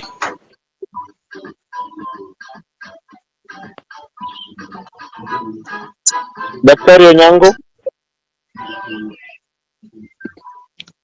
Yes, good morning. Can you hear me? Yes, we can. Kindly proceed. Yes, thank you very much for the hosts who have made this forum for us to come together to speak about the issues that are affecting us. First of all, I want to begin by saying just that the situation in which we find ourselves right now, the lawyers have really played a good part. They've really tried their best to help us. But I think that there's a lot more that we could have done differently, especially in advising the movement that has been going on, so that the efforts and the gains that we have made so far, at some point they needed to stop so that we can see how do we consolidate the gains and move forward. Because I feel like while we were busy here struggling for the people who've been arrested, trying to go to court to seek justice for people who've been abducted, while we were yet doing that, which is a very important part, we gave the enemy an opportunity to regroup and to come back to us stronger and bolder. And one of the issues I wanted to speak about, by the way, my name is I'm Dr. Duncan Onyango. I'm a lecturer at the Technical University of Kenya. And one of the issues that pains me is the education sector in which I work. And I see us talking about the education sector here, the new funding model. I don't know if there is anyone in this forum who clearly understands the new funding model and can be able to break it down and tell us this is what it is and this is where we have a problem. Because I also feel that there is a lot of misinformation and disinformation. We are speaking about something that most people don't even understand. I was in a forum, one of these X spaces a few days ago, where I think one of the people present was the principal secretary, higher education. And people were she tried to explain some things about the new funding model, but I think the situation was so charged that she could not even continue. I work in the university. And in as much as we are saying that our university system had a problem that needed to be sorted out, I think where we lost it is that this government went and did their own thing. There was not enough public consultation. There was not enough civic education so that we could understand where we were coming from and where we needed to go. I work in a system where right now, actually in my university, we had come to the terms with the fact that we have changed our month end dates, because you never know when you'll be paid. For the first time last month, salaries came on fast, and people were surprised. People were wondering, why have we been paid too early? Because we have been used to being paid on the 20th, sometimes even past. So when the right thing happened and people were paid on the first of the month after several months, then people are surprised. Why have we been paid so early? So really, do we have facts? How is this funding model working? Can we have a system where we really understand what is really happening so that we can point out this is what we need to change and this is what we need to we need to change? Because I understood nobody in that forum where we were, more than about 16,000 in the space, people actually didn't understand where we are coming from and where we are going as far as that education funding model is concerned. And I think that leaves us with a lot, because when we are saying the government was sponsoring students, the government did not failed. The students were paying 30,000. I myself went to JKU, we were paying 16,000 per semester. But then most universities were surviving on the parallel degree program. That time when our universities commercialized education and they opened satellite program campuses everywhere, that is what sustained many universities. When Matiang'i came and did the right thing and operationalized the education sector such that we didn't have now many candidates, most of the people who attend university grade were going to university through government sponsorship, the parallel degree program significantly dwindled. And having been a major source of funding to our universities, most universities started struggling. Salaries could not be paid. Part-time lecturers could not be paid. For the record, a university like JKU owes me for part-time teaching from 2017 to date. I have never been paid, but out of goodwill, I still teach a master's program there to date. So this is where the university, the government was supposed to be paying a percentage of what it costs to do a program in a public university. But they ended up not paying. They were owing the universities a lot of money.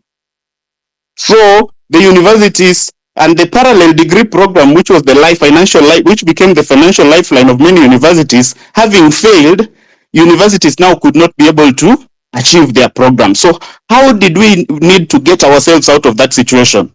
The mistake this government made was to go somewhere in a boardroom and decide we have a new funding model, no public participation, not enough consultation from the experts, and that is how we ended up here. Just the same way they introduced CBC without much participation, and that is where we have a problem today. So I would appeal to this forum through our able host, Madam Faith Odhiambo, who has done a really good job. We look up to you. Can we really get to know what exactly is happening in this university thing, and how exactly can it be sorted out? And finally, the Law Society of Kenya is doing a good job. You are there as a professional organization. Some of us who from other professions like engineers, we keep wondering what our professional organizations are doing. I wanted to ask, is it possible that you I don't know if there is a forum that can bring together all professional organizations, like something like a central organization of professional organizations, so that we don't only have the Law Society of Kenya doing too much to fight for the rights of the people. We need to see Engineer Shama Kiteme and his team at the IEK. We need to see we need to see KMPDU not only coming when they are fighting for the doctors, but also joining Faith Odhiambo to fight for the general good of the country when we are faced with a difficult situation like where we are right now. And then also, could you advise what can be done? The revolution achieved a lot, but I think the revolution, the gains that were made are likely to be lost because the enemy has regrouped, the enemy has strengthened themselves by bringing in people from the opposition. So what are we going to do? Are we going to stand and see the blood of these people we are fighting for go in vain? I tend to feel like at one point, the movement, as I already said, the fact that we refused to be organized, that movement, because this is a citizens' assembly, and many people attempted to make that point to them. That is, in as much as we are going on with the revolution, but a revolution needs several other wings. The revolutionary arm can be there, agitating in the streets. there is the legal arm, which was strongly supported by LSK and the civil society, pushing for the rights of the people. But we failed in how does the revolution fight an organized political system that now has gone and regrouped and brought in the opposition. Yesterday, we saw the president in Tarakanidhi, and you could see the crowds that were celebrating. You saw celebrations in Homabay. We saw celebrations at the coast, and those were the places where the revolution was strong. So, is it still in order for us to keep advising the Gen Z movement that they only need to pursue their agenda on the streets? I think for far too long we have told them what their itching ears wanted to hear, but we forgot the mantra that while a great leader takes people to where they want to be, a leader, but a great leader needs to take people not necessarily where they want to be, but where they ought to be. Where the Gen Z movement ought to be was that while we were on the streets fighting, the revolutionary arm, very active, and the legal arm supported by LSK and our good lawyers, Akina Willis and everything, a tremendously good job they have done. While that was going on, we also needed to be strategic in terms of the political agenda. How do we also push forward a political or an organization that pursues the political agenda against an organized political system with state machinery and a lot of money stolen from us?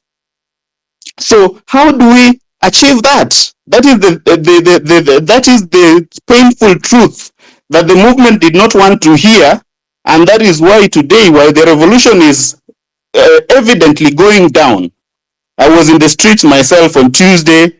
Yesterday, you could see that just a few people. Even the revolution cannot succeed with a few people in the streets fighting, while the government has reorganized itself, has bought the opposition, and is now strong, talking tough, and willing to do anything to consolidate their power. The Gen Z, we were only looking at what is now. Ruto must go now, while the enemy is planning for how does it stay in power until 2032. The only way is to bring in the opposition and consolidate my ground. So I really think that we, in as much as we are pursuing these things, we know the country we are dealing with. We are dealing with a country where the government or the president can disobey court orders, and there's not much we can do about it. So how do we believe that all these battles that we were fighting through the Gen Z movement can simply be achieved through the legal arm and the revolutionary arm alone? Supposing, for example, the Gen Z movement said Ruto must go now.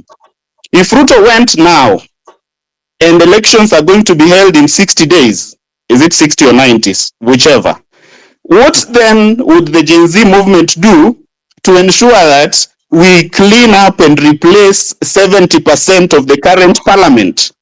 Would they constitute a political party within 2 months, register, mobilize for resources, sponsor Gen Zs and millennials and people of good integrity? Or did we think that if Ruto fell now, you will go to ODM and ODM will give you a ticket because you are a person of integrity that is going to do the right thing in parliament? Did we think that you would go to UDA and UDA would give you a ticket, and then you because you are a young person and a person of integrity and the right qualifications to lead us in parliament? What would have happened even if Ruto goes now and we have elections in 60 days? This same crop of people will go back to parliament. Ruto may come back to power because they have money. Remember, the elite of this Gen Z movement are mostly in towns, in Nairobi. Nairobi is the epicenter of the Gen Z movement. When you go down to Nyatike constituency, where I come from, is there, I think the Gen Zs there might have not even known that there's something called an X space. And these politicians, we have elections in 60 days, and these politicians go back there with money. Who would go back to parliament in 60 days? So we need now to tell the Gen Z movement not necessarily what their itching ears want to hear, but what they need to hear. I was sad the other day when I was in after the new CSs were announced, the second batch, and there was a quick express, I think hosted by Kimuzi, and Professor Kibuza Kibwana struggled to make that point because he knew what the Gen Zs wanted to hear. Part of this is not that you need to be organized and ask yourself, what next? Yes, so that difficult question is what now the movement needed to ask itself. What next? Yes, we don't have a now. And that position was prosecuted very well by my friend Kasmuel Oure on the media. You can't ask me for what next when I don't have a now. But what if Ruto falls now and we have elections in 60 days? You're going to have not a very limited time to ask yourself what next. So let us, in as much as we are pursuing these things legally and following the constitutional means, let us encourage this movement.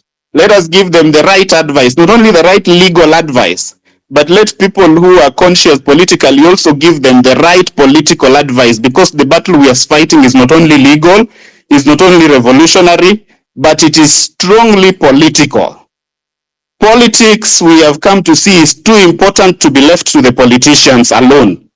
We have realized as professionals that if we don't get ourselves into it, if we don't speak about it, then we are there to be roasted by these people who only look at their interests. And that is why from the education sector, I really pity a government that when we have an education sector that is ailing, is in ICU, CBC is confused, we don't know what is happening. JFS, we don't know what is happening in those classrooms for a year. This is the second year. Our education, university education, higher education is confused. Lecturers are not being paid. You teach part-time, you teach for universities, and sometimes you have to submit results just out of sympathy for your students because you have never been paid. Yet we are bringing in a lawyer, and I don't have a problem with lawyers. We are bringing in someone who has zero background in education. He might be a very distinguished lawyer, but why don't we have many educationists who would not take a little time, who already understand their problems and can quickly move in to consolidate what needs to be done and try to give us a direction as far as our education system is concerned. So I'm really disappointed. The lawyer could have done something else. We had many places where we needed lawyer. We had the AG and all these other portfolios. So let us really, we are in a bad situation in as much as while we are fighting the battle in all these fronts, we also need to think of what really can give us results. We are now in a de facto one-party system. I saw my good friend, the bad girl, already trying to occupy the minority leadership position. My last question to LSK is, can ODM be forced legally to cross the floor and become part of the majority so that we give room for a clear opposition? We don't get ourselves in a situation like what we found ourselves in during the handshake of 2018, where we had no opposition in parliament and several things happened. Most of our problems now that we're fighting for now were cooked during that time. Is it possible legally to tell ODM if they have crossed the floor, two deputy party leaders and a chairman are in government? Isn't that enough reason to say that you now just cross the floor, become part of the government, then give room for a fresh opposition that can do the work of the opposition in parliament? Thank you.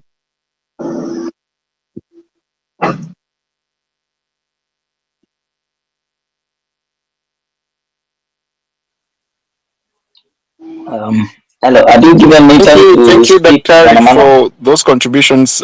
Madam President is here, Faith Odhiambo. Kindly, if you can hear me, Madam President, you can proceed.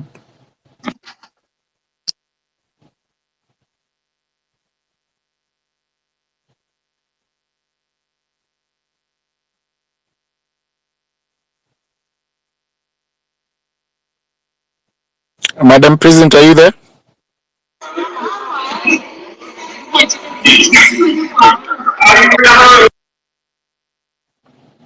Of course, today we have seen the ongoings in our country and we are here to be heard. Tuko hapa kusikika, si ndio? And to talk about what has been going on, why are we on the streets, and what kind of justice is this that we want. Ni haki ya aina gani ambayo tunataka, si ndio? Na kabla tuanze rasmi kwa kuimba wimbo wetu wa kitaifa kwanza, ningependa kuinvite Reverend Father kutufungulia kwa maombi, alafu tutaimba wimbo wetu wa taifa. Karibu sana.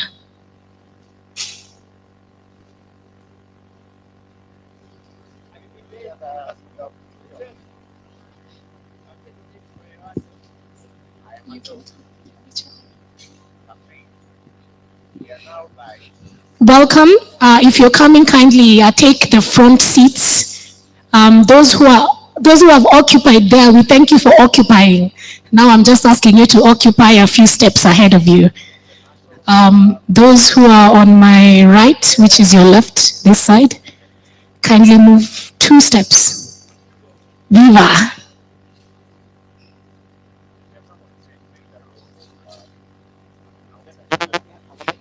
Okay, we will start with a word of prayer from the Reverend Father, then we will stand for the national anthem. Let us pray. Let's stand, please. In the name of the Father, and of the Son, and of the Holy Spirit, Almighty and ever-living God, we thank you for your goodness and love. We thank you for our country, Kenya. We thank you for our people. We thank you for everything that you have been to us, the opportunities, and all the efforts that have been put to bring our country into order, in constitutionalism, in justice, in fairness.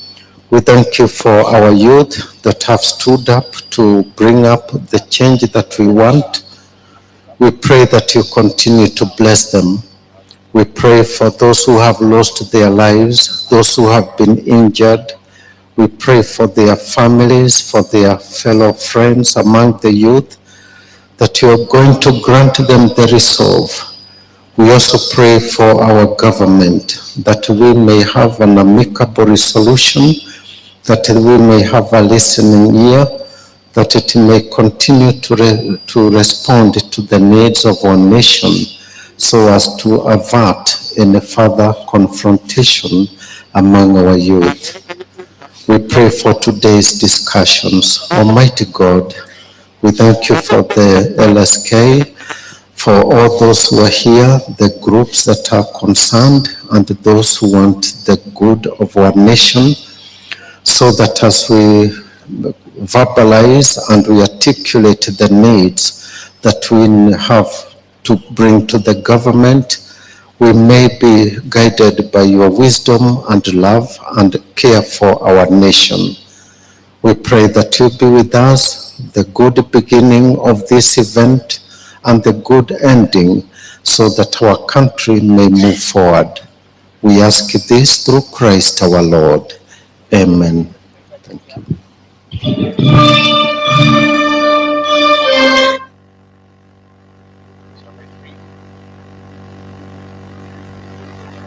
Face up.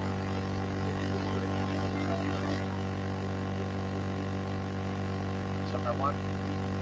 Number one is up. Reach and shut.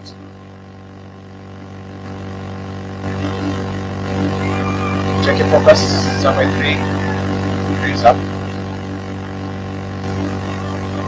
Number 2. Thank you. 3 is up.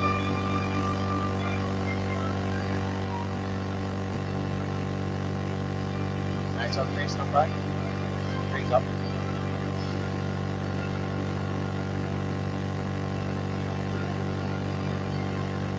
Number 1.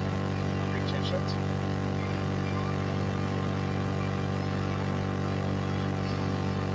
Number 5. Number 3 is up.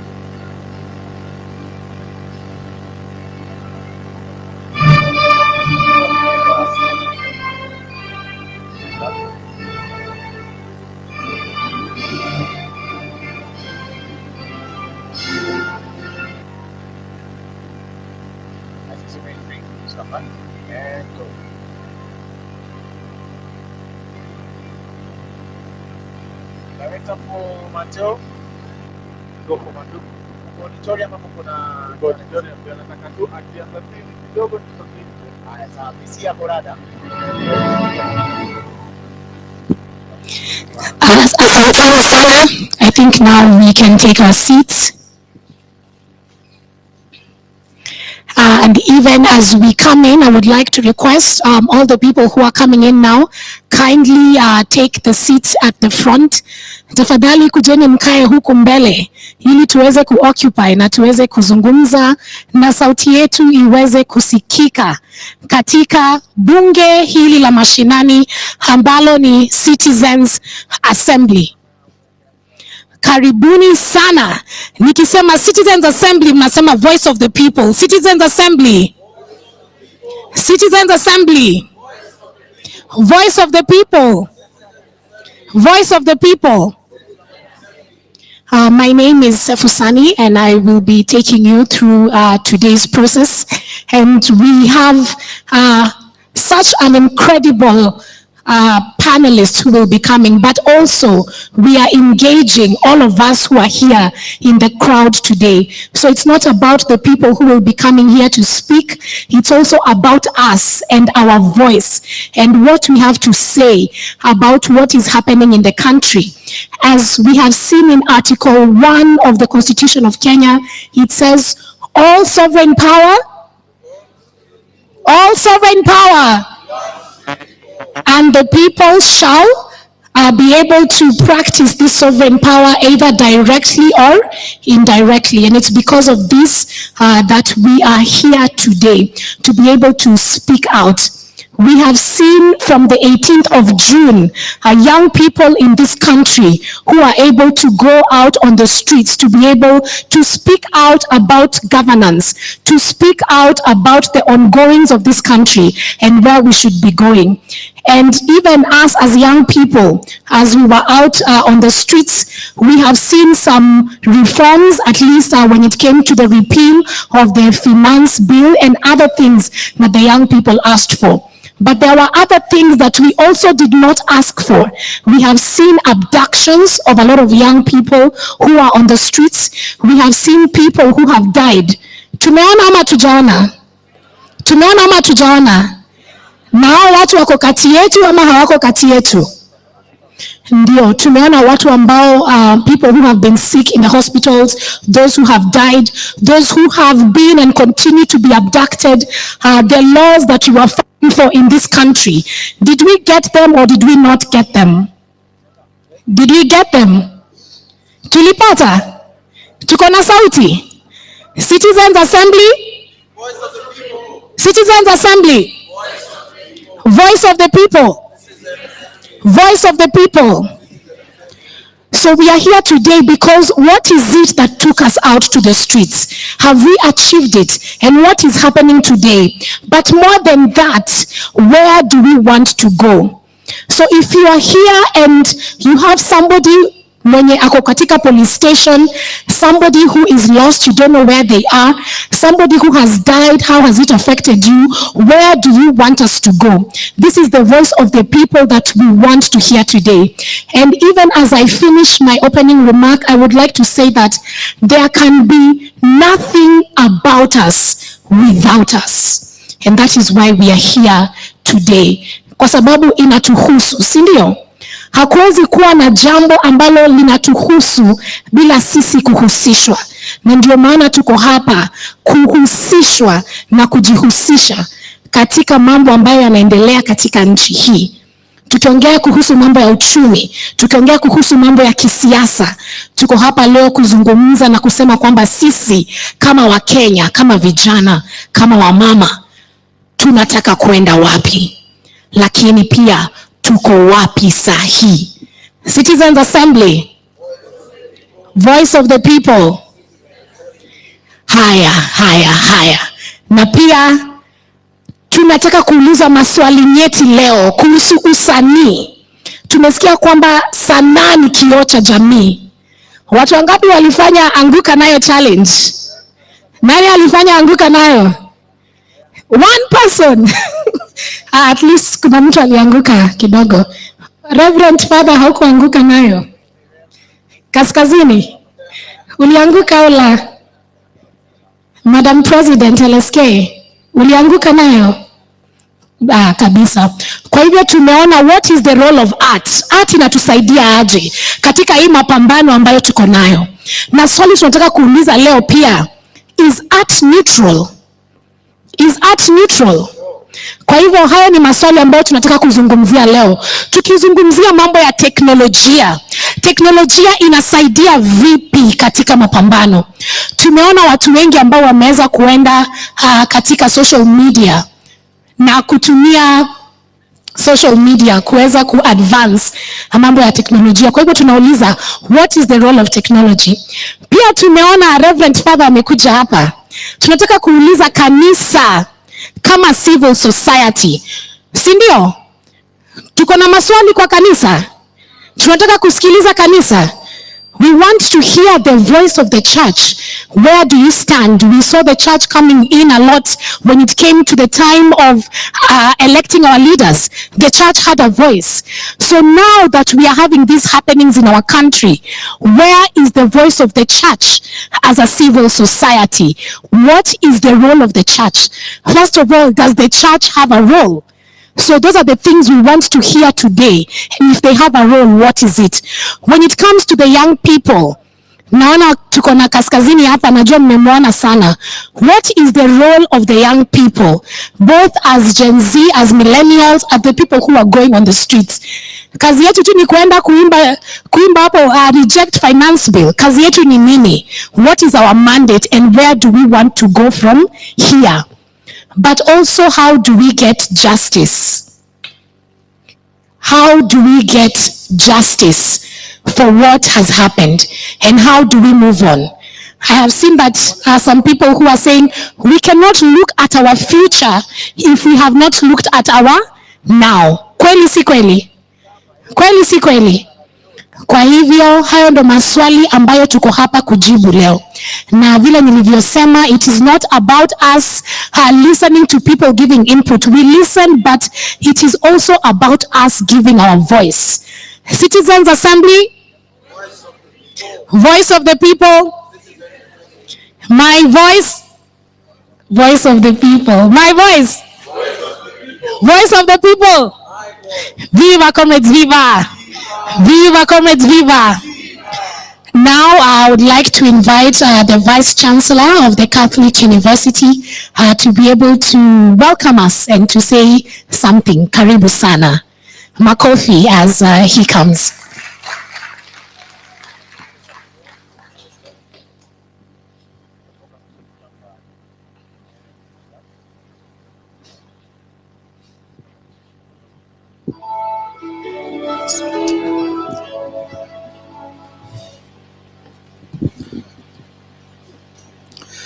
Thank you very much for inviting me to say a few things. Ms. Faith Odhiambo, President of the Law Society of Kenya, the representatives from International Commission of Justice, Kenya National Commission on Human Rights, Independent Medical Legal Unit, Amnesty International, Defenders Coalition, all protocols observed. Good morning. It gives me great pleasure to welcome you to the Catholic University of Eastern Africa on behalf of the management, the staff, and the students fraternity, some of them who are here. I wish to welcome you to this institution and to ask you to feel much at home. I am also grateful for your invitation to address the Citizens Assembly. I am in awe and humbled by the Law Society of Kenya for organizing their president, Ms. Faith Odhiambo, for her stand for justice, especially in the wake of recent protests in our country, Kenya. We are deeply impressed that you, an alumni of our university here, are living the values that we inculcated to you when you are a student of law in our esteemed university. We are forever grateful that you have chosen the Catholic University of Eastern Africa, Pope Paul VI Learning Resource Center, to hold this event. Allow us as a university to take this opportunity to condole with the families that have lost their loved ones during the ongoing protests. Please be assured that CUEA stands for constitutionalism, entrenchment of the rule of law, and justice. We also wish those who have been injured and maimed a quick recovery so that they may join the nation in building a nation of justice and peace. Our commitment to these values is emphasized by the fact that our university hosts the Center for Social Justice and Ethics, where undergraduate and postgraduate programs in justice and peace are offered. We firmly believe in the word of our national anthem that says, "Let justice be our shield." Allow me also to say that the recent events have brought a lot of transformation in our country, and we see a lot of happening and a lot yet to happen in our nation. Let me say that the church has been very much voicing their concerns in these issues. You have seen the statements from various religious leaders, from the Kenya Conference of Catholic Bishops, condemning what is going on against the citizens, the killings, the abductions, and the lack of constitutionalism in what is happening today. Allow me also to condemn those who have been moving under the goons that have been trying to weaken the voice of our young people by doing what is not right. Last week, I was a victim of the goons. I was coming from Mombasa and reaching Mutituandei. From Mutituandei to Emali, I passed through 7 roadblocks of drunks who were literally smashing the windshields of vehicles. Maybe God protected me. You could not pass there without paying them some money. It was a very serious issue. So I am a first-hand victim of the unlawlessness that is being also funded by part of our citizens or leadership to ensure that the process is disrupted. I also wish to let you know that we pray for you as a church. We also discuss these events with our students. We teach them the values, the constitutionalism at the Catholic University of Eastern Africa, so that they may continue to champion what is good for us. Even our president of the Students' Union is here. He's seated someplace. He can wave at the family that is here this morning. So I wish you well, and may these discussions be candid. Let them articulate the things that the assembly would like to present, and I'm sure that the church is also going to listen and to take them up and to join in the hands to ensure that the right governance, the right practices, the death of corruption is experienced during this time. So again, I wish you a wonderful day. May God bless you. May God protect you. And may God give you the courage that it takes to express yourselves so that the LSK and the other bodies here present might have something that forms the agenda for the transformation of our nation. Again, thank you very much, Madam President and your team. We are very proud that you are our alumni, and thank you very much for championing this just cause. We stand with you as a university, and anytime you need our resources, we'll give them to you. Thank you. God bless you. Asante.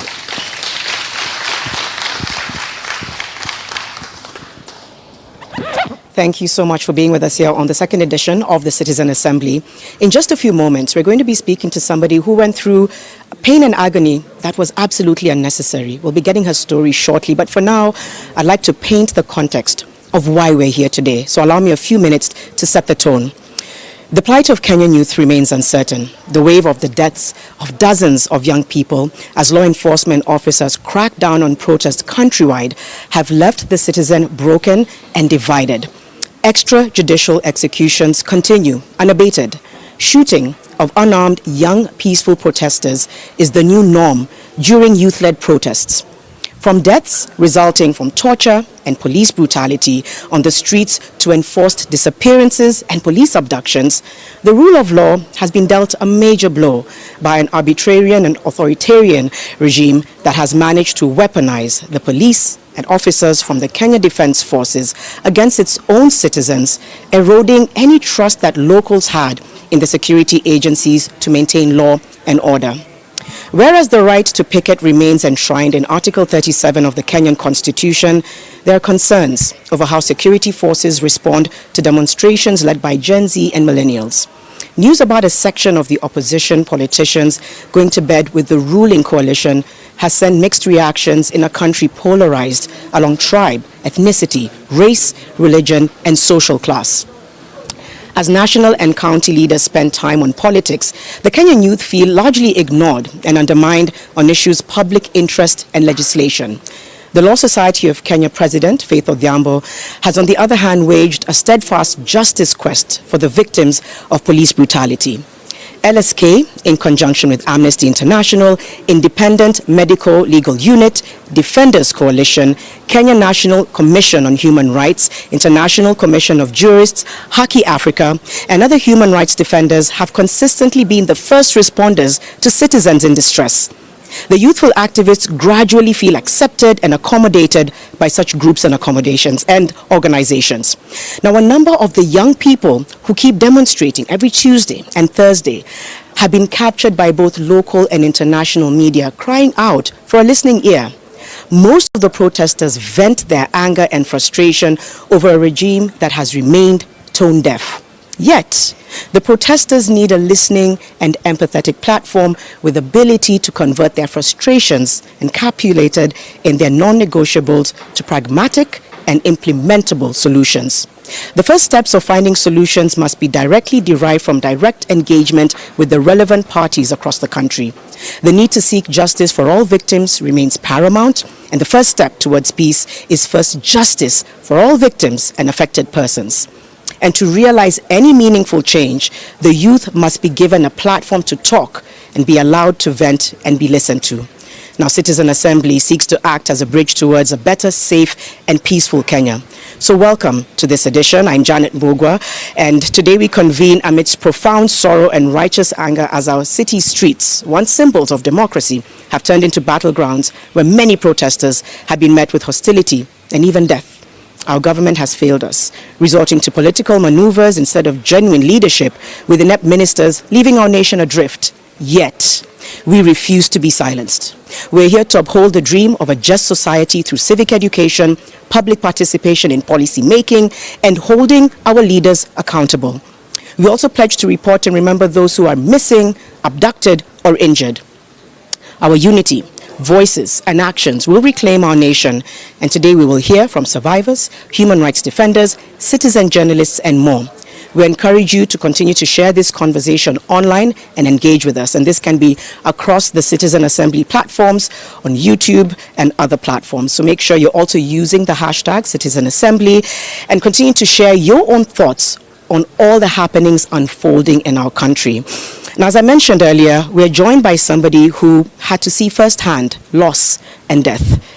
This is Mama Rex, and we're going to have a short conversation with her just to walk us through what it really means when we say that we need fairness and justice on our streets. Mama Rex, asante sana kwa kuwa nasi. Asante. Tuanze na kukuuliza, tuelezee vile unasikia. Okay, kwa sasa sijakubali kama ukweli. Huyo ni mtoto wangu aliuliwa kwa street akiwa bila kosa lolote. Na kuwa serikali haijachukua hatua yoyote hata kumshika ule mwenye ambaye alimpiga hiyo risasi. Nina huzuni bado moyoni. Pole sana. Asante. Asante pia kwa kutuongelesha juu ni muhimu tusikie juu watu wengi wanaongea juu ya extrajudicial killings. Tumeona watu wengi wamekufa. Kabla tuongee kuhusu hiyo support unapata.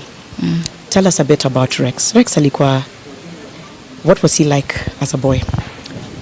Rex ni mtoto ambaye nimemlea kwa njia ya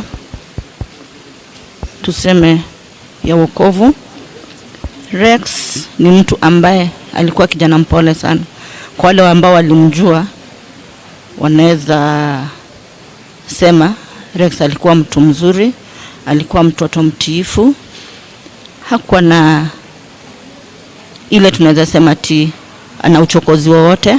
Ni mtu alikaa na watu vizuri, na hata hiyo jambo imenifanya nikafurahi kwa roho kiasi kwa ile upendo nilionyeshwa na wananchi wakati wa kifo chake.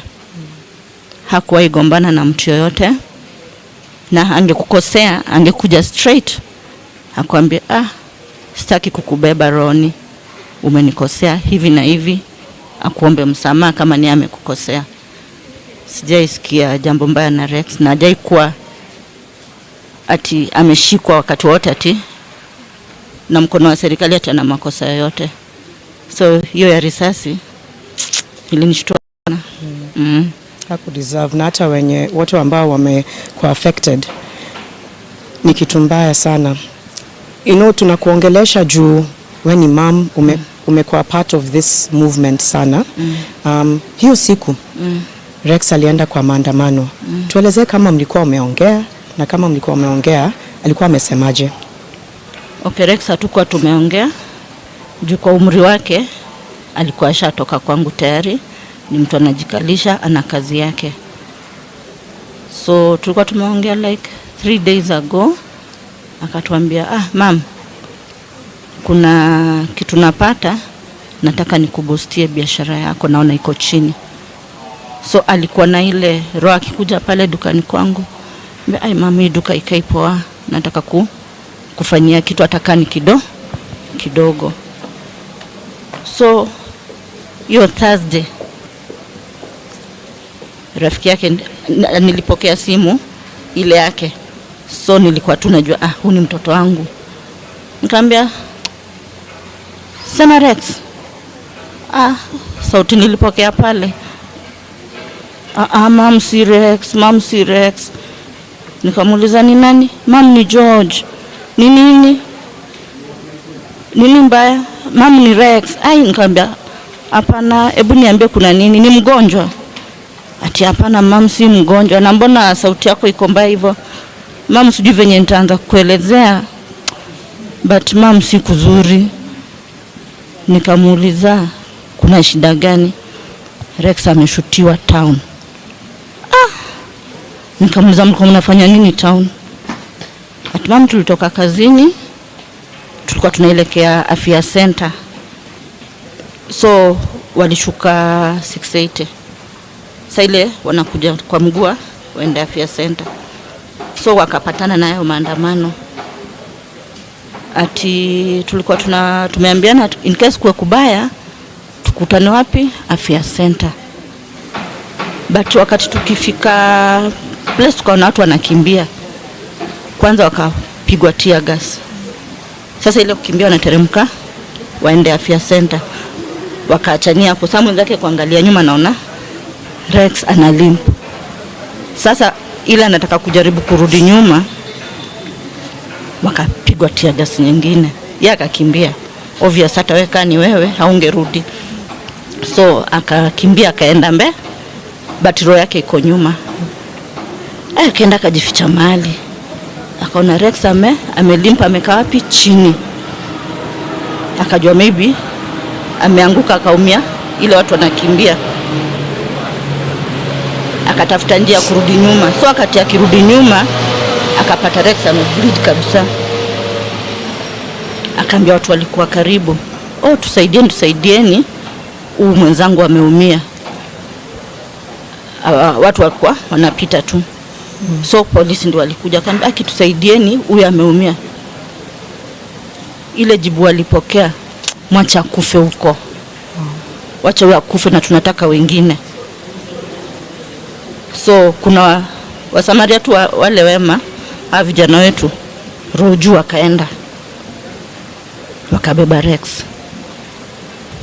Wakamfikisha barabara. Kuna hiyo hospitali inajiita Bliss, wakamuingiza hapo ndani. Wale askari wakamfuata hapo kwa mlango ya hospitali, tear gas tena ndani. Sasa madaktari wakafunga mlango, but mzuri already walikuwa ndani. So ile kwenda kumpe first aid, akamwambia huyu hayuko, huyu ashaenda. So I think hapo ndio kijana akachukua simu kunipigia.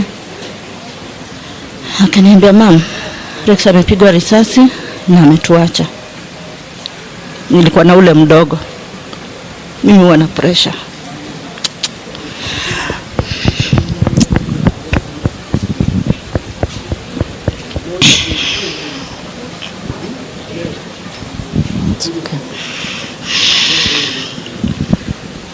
Kuna nguvu kuendelea kuongea? Nilichoka. Nikakaa chini. Nikamwambia ule mdogo, nikamwambia funga duka. Akaniambia, "Mama, ni nini?" Nikamwambia, "Mama, si umesikia? Rex ameshutiwa." Akaniambia, "Amekufa?" Nikamwambia, mtoto akafunga duka. Nikapigia babake. Nikamwambia, "Mtoto ameshutiwa. Ako kwa kliniki fulani town.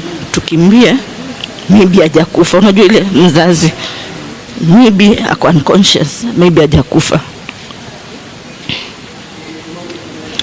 Akaniambia, "Basi harakisha twende." Nikapigia ndugu yake mdogo. Akaniambia, "Mama, kaa hapo, najua shida yako. Kaa hapo usitoke." Nikamwambia, "Niko na nguvu, acha nifike kwa nyumba." Tukaenda tukakutana, tukaenda hospitali hapo. Tukaingia hapo Bliss, tukampata kwa hapo tu chini. Daktari akaniambia, "Huyu aliletwa hapa tayari kama ashafariki." Kaambia, "Daktari, fanya jambo. Mimi naona mtoto wangu hajaenda." Sasa ile kumguza alikuwa shakuwa baridi kabisa. Kaambia, "Daktari, mimi sioni kama ameenda. Huyu hajaenda." Akaniambia, "Mama, huyu hayuko." So next nikauliza, "What next?" Ati hata kuna askari wametoka hapa wamesema wanarudi. Nikauliza walikuwa wamekuja kufanya nini kama wenyewe ndio wamemuua? Ati walikuja kuconfirm kama amekufa. Nikaambia, "Sasa tunaweza beba mtoto wangu?" Ya kwanza wakaniambia yes. Unasikia? Hata mimi na organize venye mtoto wangu tutamtoa hapo chini. Unajua it's so painful kuna mtoto wako kwa tiles. Mimi nikaa hapo chini na yeye. Nikaambia ile uchungu wa mzazi, acha nikaenda mtoto wangu hapa. So nimekubaliwa nibebe mtoto. Kidogo daktari anakuja ananiambia, hii ni police case, hizi bebwa. Nikaambia, nataka kumpeleka wapi? Jua wamekuja na jua ndio wamemuua, nataka kumpeleka wapi? Atio, unajua since ameuliwa kwa street, lazima kuandikwe statement. Tukakaa hapo like 3 hours wako kuja. Sasa ile naambia mtu hapo mkaripoti tubebe mwili juu sisikii vizuri kwa na mtoto wangu hapa chini. Senye wanatoka pia polisi walikuwa hapo nje. Hatu wamekujia mwili. Nikauliza shwali, huyu ninyi mmemuua na singependa mpeleke city mortuary. Mnaweza kubali ni mbebe? Hati haiwezekani. Nikauliza kwa nini? Hati maybe wewe tufuate, lazima ingetu city mortuary. So kabla mbebe nikaambia daktari, ngoja. Alikuwa amebeba kabag. Nikaambia nitolee hii bag. Nikaambia hapana, nataka kwanza kuona hiyo risasi imepita wapi. Wakamvua trouser, wakanyonyesha pali risasi yuko. Nikaambia daktari, mbona huku nyuma ako tu sawa? Akaniambia risasi bado iko ndani. Unasikia? Kuniambia risasi iko ndani, akafinya the thigh. Akaniambia unaona hii kitu ngumu iko hapa? Hiyo ni risasi. Nikaambia hizi toka. Akaniambia hapana, hiyo ni police case, lazima apelekwe mortuary, city mortuary. Asubuhi mrauke by 8 mko hapo, afanywe postmortem ndio mtu ampeleke kwenye mnataka. Kaambia sawa. So hapo tukaandikiwa report. Nikaona askari wameingia wanaongea nao madaktari. Mimi kitu nilipewa ni ID ya mtoto wangu. Nikamwambia daktari, kwani hakuna barua? Akaniambia wacha nikuandikie. Janet, nilipewa barua ati alikuwa na deep wound. Sio gunshot. Kasema tu kwa wakati huo nikachukua tu nikaenda. Tukaenda city mortuary kumweka huko. So mimi kwa roho yangu nilijua mtoto ako na risasi pale. So asubuhi tunafaa kufika hapo by 2:00 itolewe tukiwa hapo. Tulifika asubuhi. Hakuna government pathologist, hakuna sijui nani, tungoje. So tukingoja pale, Mheshimiwa Ketera akafika wa kwanza. Akaniambia ndio mzazi wake Rex? Akaniambia nasikia mnataka kufanya postmortem. Nikamwambia ndio. Akaniambia mnangoja? Akaniambia kuna government pathologist na kuna private pathologist. Nasikia government pathologist hajafika. Tukiongea hapo, Mheshimiwa Sifuna akafika. Nikamwambia pole mama nini? Nikamwambia mtoto alishutiwa pale town. Tukamleta na singependa kae hapa. Niambia basi tungoje afanye postmortem ndio atolewe. Kidogo Mheshimiwa Babu Wino sasa ndiye amesimamia huko kwetu. Akafika. Akatuuliza kuna kitu mnangoja? Tukamwambia yes. Tunangojea government pathologist hajafika. Pia wakatusaidia kungoja. So by midday hakuwa amefika. Wakaulizwa shida ni wenye walibeba mwili askari hawapatikani.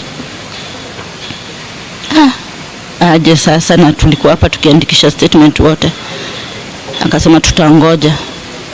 So kama si ile push ya Mheshimiwa Sifuna, nafikiri hata wangefika. Alipusha akamwambia sasa this is too much. Kuanzia 2:00, sasa ni 7:00, 8 inaelekea.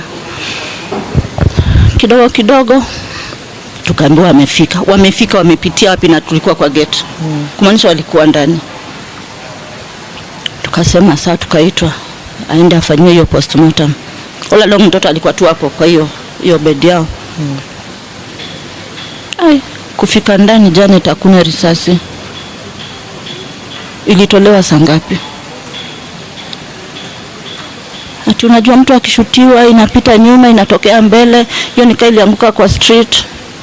Aje na kijana wangu mwenye anamfuata alirudi mpaka hiyo spot alishutiwa. Akaokota miwani zake na wallet yake hapo. Tukaambia na kwani yule daktari wa Bliss alikuwa mjinga? Akafinya mpaka tuko na kitu sharp imejichora. Akatuambia hiyo hamkuona kitu, maybe hiyo ni blood clot. Nikaambia Mungu ashaenda. Wakafanya hizo mashughuli zao. Tukatoa mtoto na usaidizi wa Mr. Sifuna, tukampeleka Lee funeral.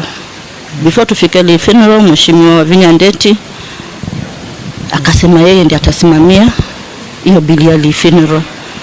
Nikaambia asante mama, tunashukuru.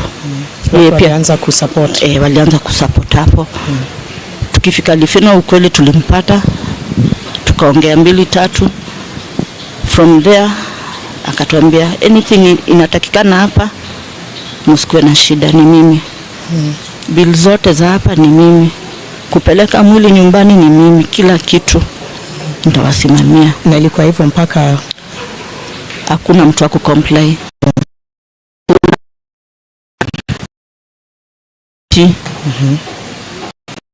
MCA wa mtaani walitusaidia mpaka ulini muzika. Okay. Mama Rex, unajua unatuelezea na ni kama vile tu watu wameanza kusikia hiyo frustration na watu kuwa harass na kuuliwa. Tukiwind up, kwanza nataka utupeleke from ulimzika, si ndio? Alafu nataka uongee kuhusu hii mambo bado inaendelea. Rex yule mtu ambao alileta hii kitu to the limelight, yeah? But I think tuelezee what needs to happen, Mama Rex. Unataka kuambia vijana nini juu watu bado wanaendelea kwenda kwa streets kuprotest, wanasumbuliwa, wanauliwa. Ungependa kuambia vijana nini na serikali nini? Okay. Kulingana na kifo cha Rex, maybe alileta mwanga kwa wale maybe wengine walikuwa shauliwa na wenye hawakujulikana.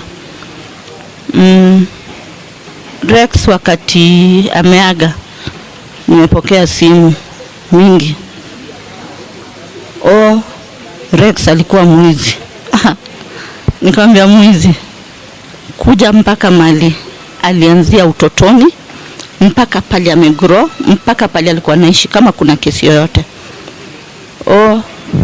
Rex alikuwa mmoja wa kuandamana. Nikamwambia hapana, alitoka job in that fateful day na walikuwa na shughuli zao. Nasikia walikuwa wamepanga ka birthday, so maybe walikuwa nakujia hizo vitu zao za vijana town.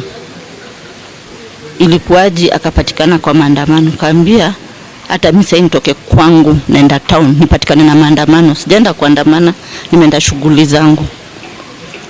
So kuna vikundi zimeniitisha mashahidi aipoa.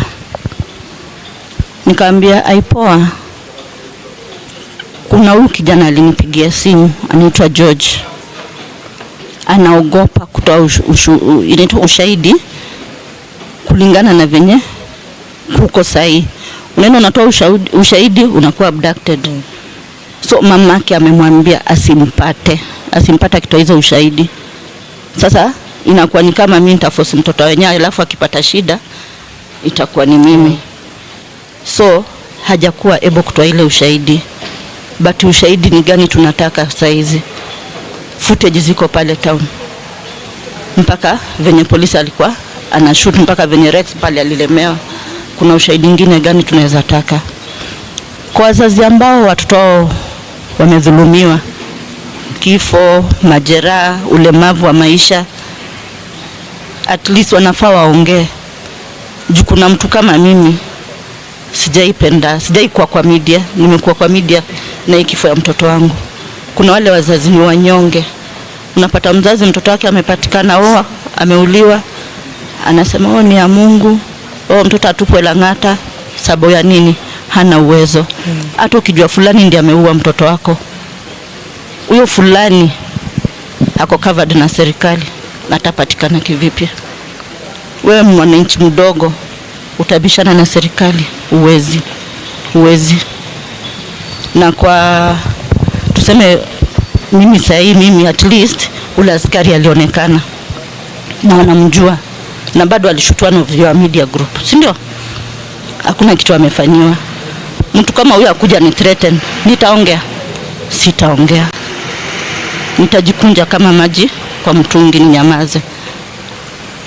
Ingekuwa mzuri venye vijana wamejitokeza, walete ule mwanga, waseme hatutaki kuuliwa tena.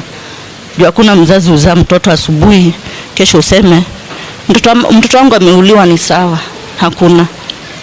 Na hakuna mtoto tuseme hata sasa ni sema nataka kuzaa sita replace Rex. Nitaishi na ile uchungu. Na hakuna haja mzazi mwingine apitie kitu yenye nimepitia. Juu nakuja kwa media, mama Rex juu yako hivi, baba Rex ako hivi. Hakuna mtu ananijua. Maybe mtu ananijua ni watu wa estate. But ukikuja huku nje, mama Rex alifanya si mzuri, I'm still mourning. Yeah. Okay, nimesikia ushahidi hakuna. But bado najua mtoto wangu atapata justice. Ule Mungu naomba nijua nitapata justice.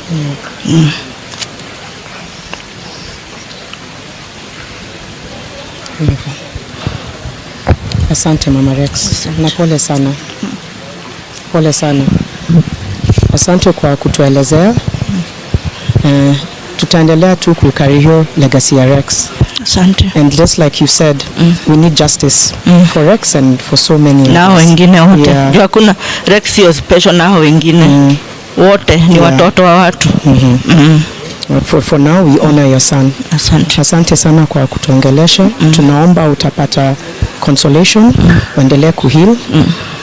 Asante sana Mama Rex. Nashukuru. Tunashukuru sana. Nashukuru pia. I think it's hard to process this lived reality that so many people are going through.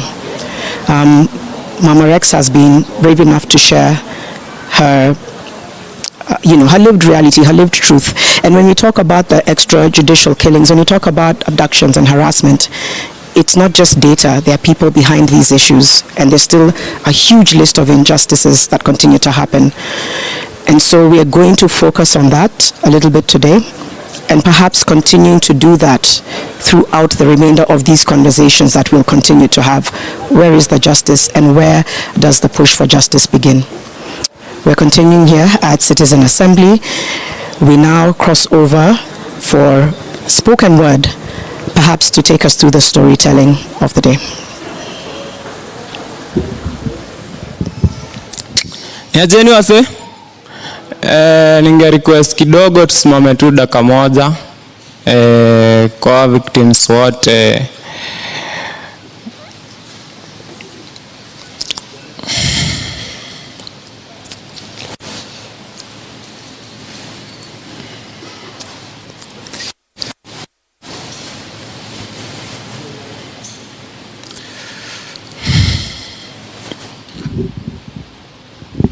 Asanteni.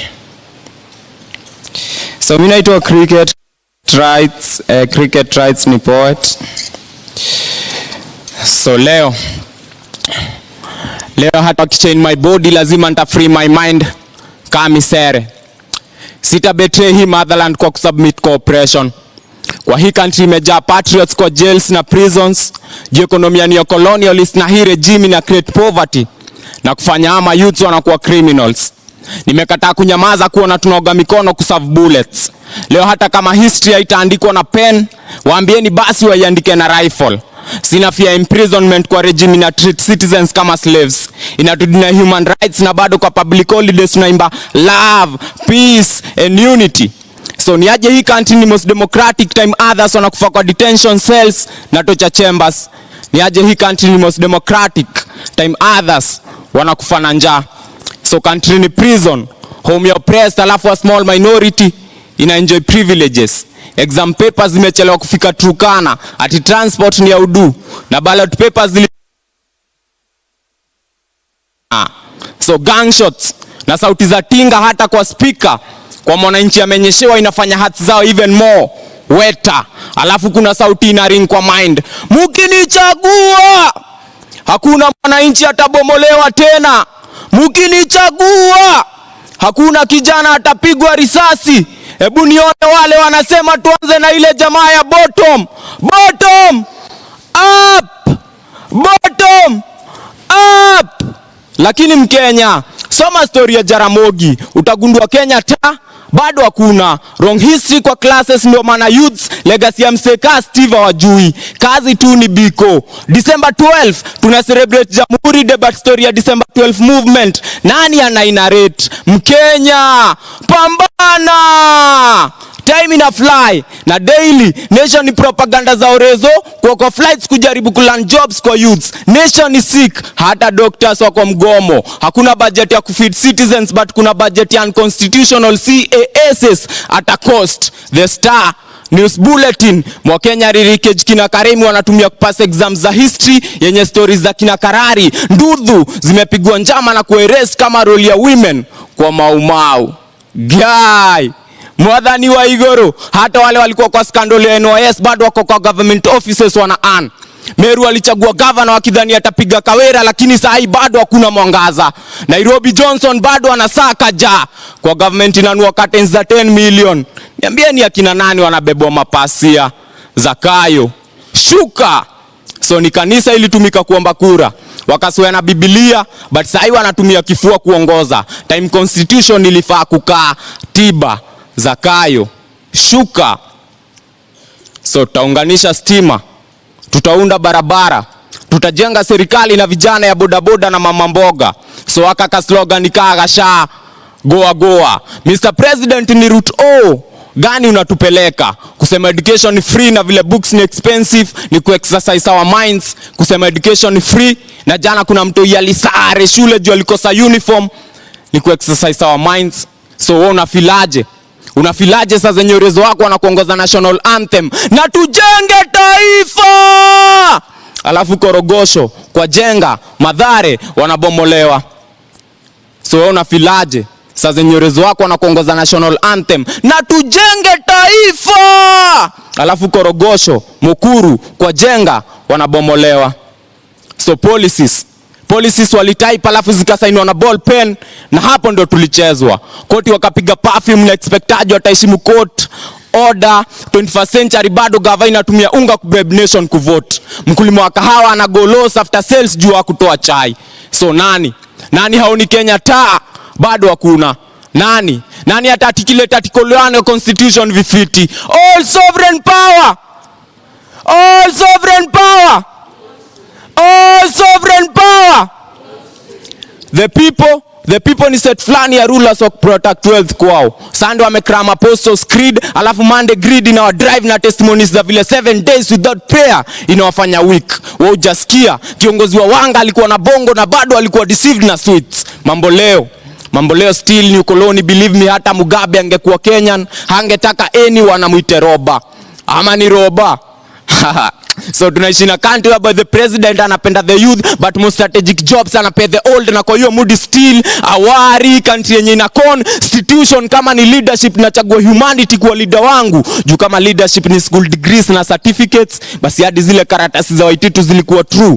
Ni Ferdinand alizimisinta prate. So pieces mob za peace wasanii wanaandika lakini bado hana amani. Kiongozi mwananchi alichagua already anamfichia white, already ana stock ya ngano ya kubandika posters time ya campaign na Turkana tunakufanja. Wanjiku hawezi afford kawairimo mkulima wa roskoko na majani chai, analia njaa toka time ya Nyayo.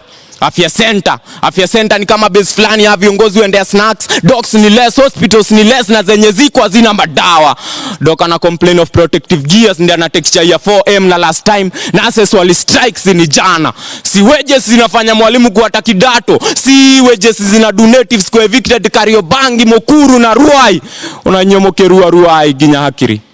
So equality iko wapi time kuna mwenye nchikare na kona aneka ya parking na neka smoking zone na parking large kuliko cho fulani iko Dandora, Korogosho na Madhare? Equality iko wapi time kuna mwenye nchikare na kona aneka ya parking na neka smoking zone na parking large kuliko cho fulani iko Korogosho, Madhare na Dandora? So tunataka police service ya police force. Utumishi kwa wote, si utumishi kwa kara wengine. Juu kara wengine ni same na photographers, kila time they've got a clear shot. Makara wengine ni kama kwa class walitoa sura viatu vile wamekuwa sharp shooters. Tulienda recruitment za makarao alafu tukaambiwa tuko na shida ya macho. alafu after kutembea station tukapata afande amevaa miwani. So niambieni nani alifunga mwingine macho ama tulifungwa macho juu tulikosa za macho? So niambieni nani alifunga mwingine macho ama tulifungwa macho juu tulikosa za macho? So mimi naitwa Cricket Rights. Unaweza ni follow kila platform at Cricket Rights.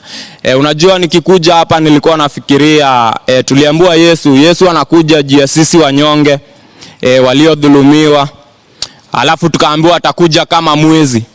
Alafu nakaa nafikiria if kama anakuja kama mwizi na vile Kenya imekuwa a police state, then anaweza kosa kutufikia. Anaweza kuwa maybe hata anaweza kuwa kwa mkuru kwa jenga mahali kwa gunia. The government sucks that way. Sindio? Ni kubaya leo kuliko jana, lakini tuendelee na mapambano, sindio? All sovereign power belongs to the people of Kenya. Alafu nimekuwa nominated kwa African Rising kama Artistic Activist of the Year. Unaweza ingia kwa website yao, register, then hapo cheza kama wewe, sindio? Sitacheza kizakayo, sitaomba kura alafu niwatoke. Wacha bana. Sawa. Okay.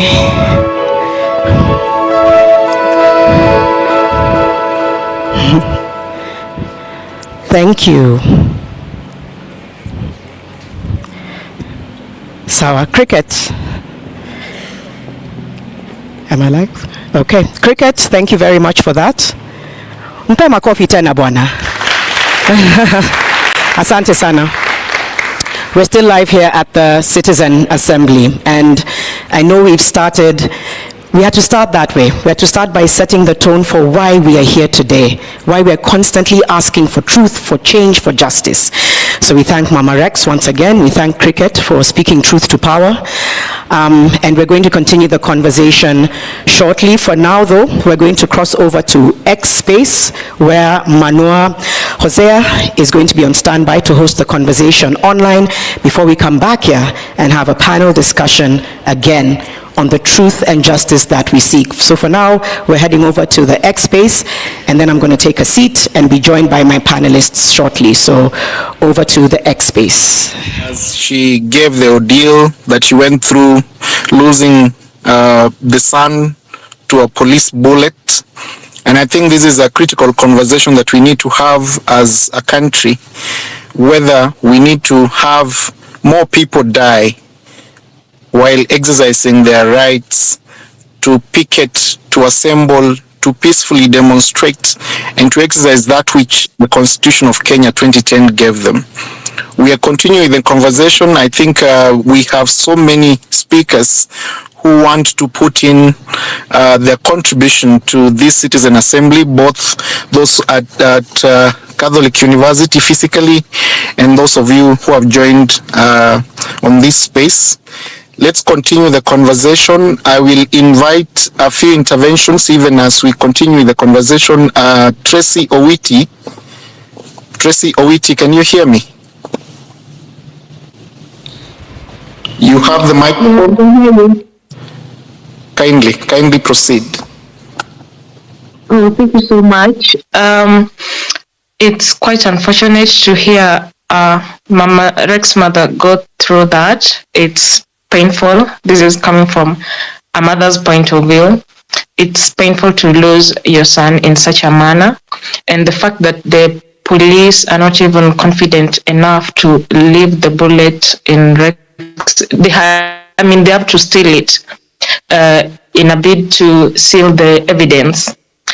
It's such a shame to the police officers who did that, and I hope and pray that justice may prevail for Rex and all the other victims of police brutality. Now, I had a few questions for you, for the lawyers in the house. Earlier on, you said that you guys are only going to represent people who have been charged with picketing But then I think the police sort of realized that, and then now they're charging people with robbery, and even though they were picketing.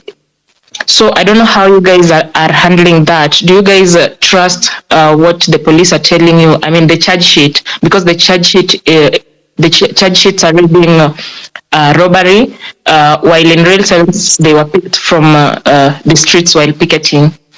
And another question I had for you guys was there's been this discussion about the odious debt. At what point do we invoke the doctrine, and who is in charge of that? I mean, who can help with that? Thank you.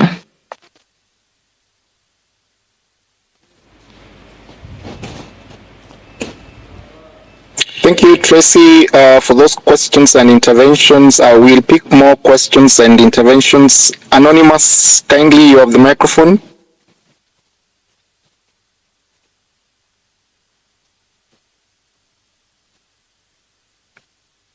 Anonymous, if you can hear me, kindly, you have the floor.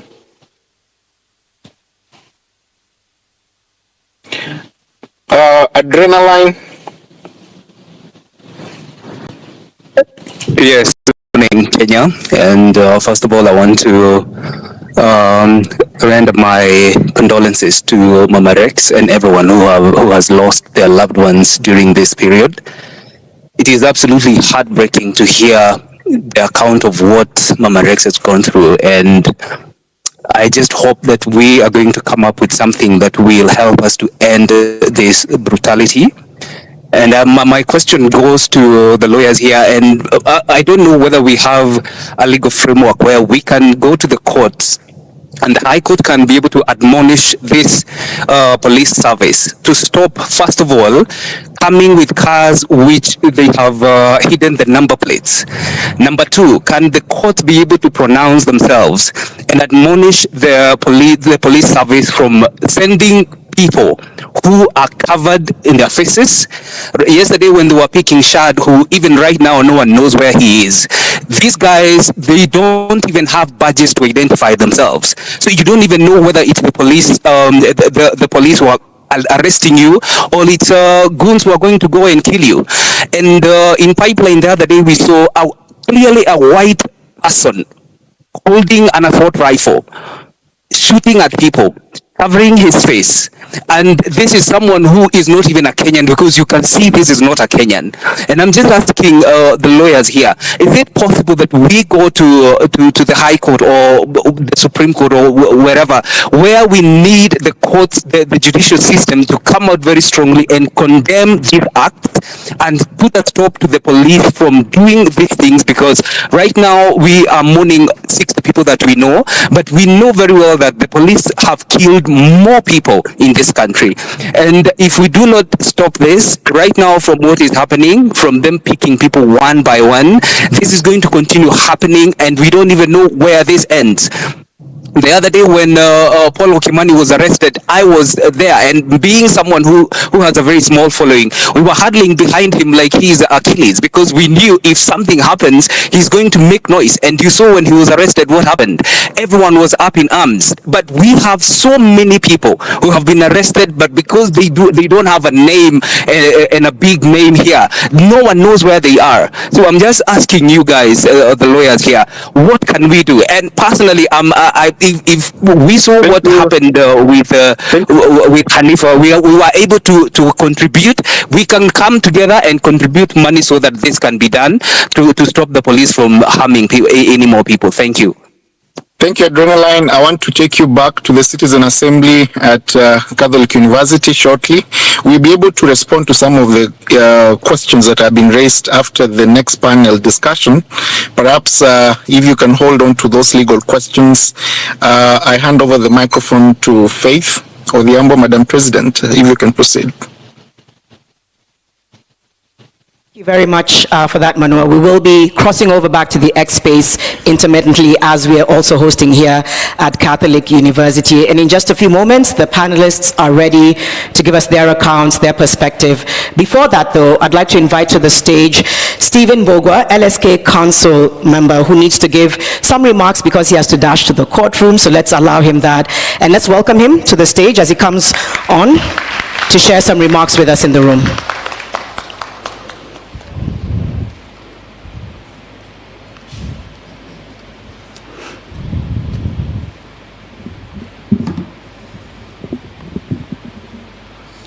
Good morning. Oh, sorry. Let me just hold the mic. Good morning, everybody. Good morning. Is it loud enough? Let's make sure we can hear him. Try again. 1, 2, 1, 2. Are we good? Yes, please proceed. Yes, we can hear you. Thank you very much. Good morning, comrades. Good morning. My name is Stephen Mbogwa Wanjiru. I'm a council member with the Law Society of Kenya. Loud enough. Yes, we can hear you. You can go ahead. Okay, thank you. And one thing I can say today, I was listening to Mama Rex's story, and I've had the pleasure of having met her at her place, and many other victims who have underwent this police brutality. It's very sad for a country when we watch this kind of atrocities taking place under the government's sponsorship and orchestration by the government to ensure that they oppress the common mwananchi for only doing one so-called mistake, to protest and demand for the respect of the rule of law and to demand for good governance and accountable governance. And for the last 1 month, where we have participated actively in this issue of protest and trying to provide legal support to most of the protesters across the country, I can tell you for a fact that the police force, let me use the word force, do not care in essence the respect of the rule of law or the respect of human rights when it comes to the persons who have been arrested. And yesterday I witnessed some of the police officers even being so brutal and using so much force on some of the peaceful protesters who are not using any form of violence towards them. I think, and I want to encourage us not to tire, not to keep quiet. I know they may try to gag some of us, they may try to gag some of our members, or use force to intimidate them to stop advocating for good governance and rule of law. But one thing we are strong at is speaking up and pushing forward with this conversation and actively participating in all forms of demanding for accountability. So as we continue to have this citizen assembly, let us remember in the back of our minds that the main reason why we started this course is to change our country to become better. And we are not doing that just for ourselves. We are doing that even for our parents, for the older generation, and for even our children that are going to come after us.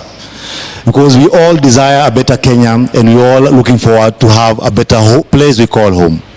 So with all those few remarks, I want to welcome you once again and have a beautiful, beautiful day as we converse and discuss issues affecting our country. God bless you, and God bless Kenya.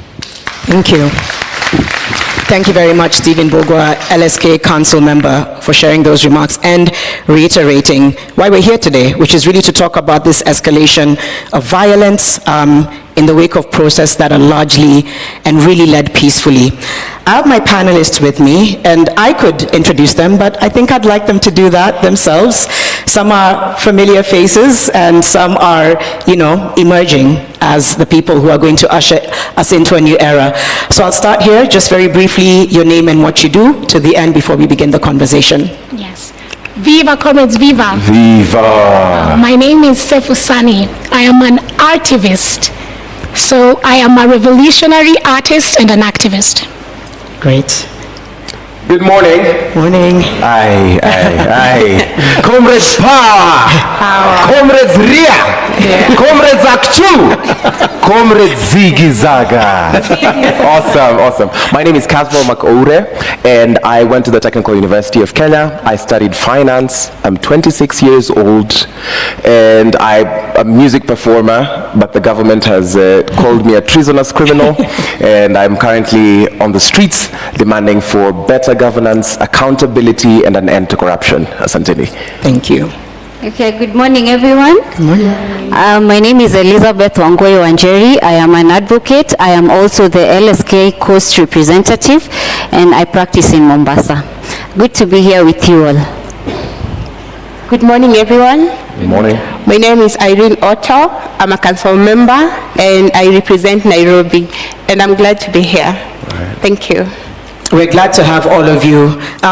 You know, the council member just said something interesting. He urged us not to tire.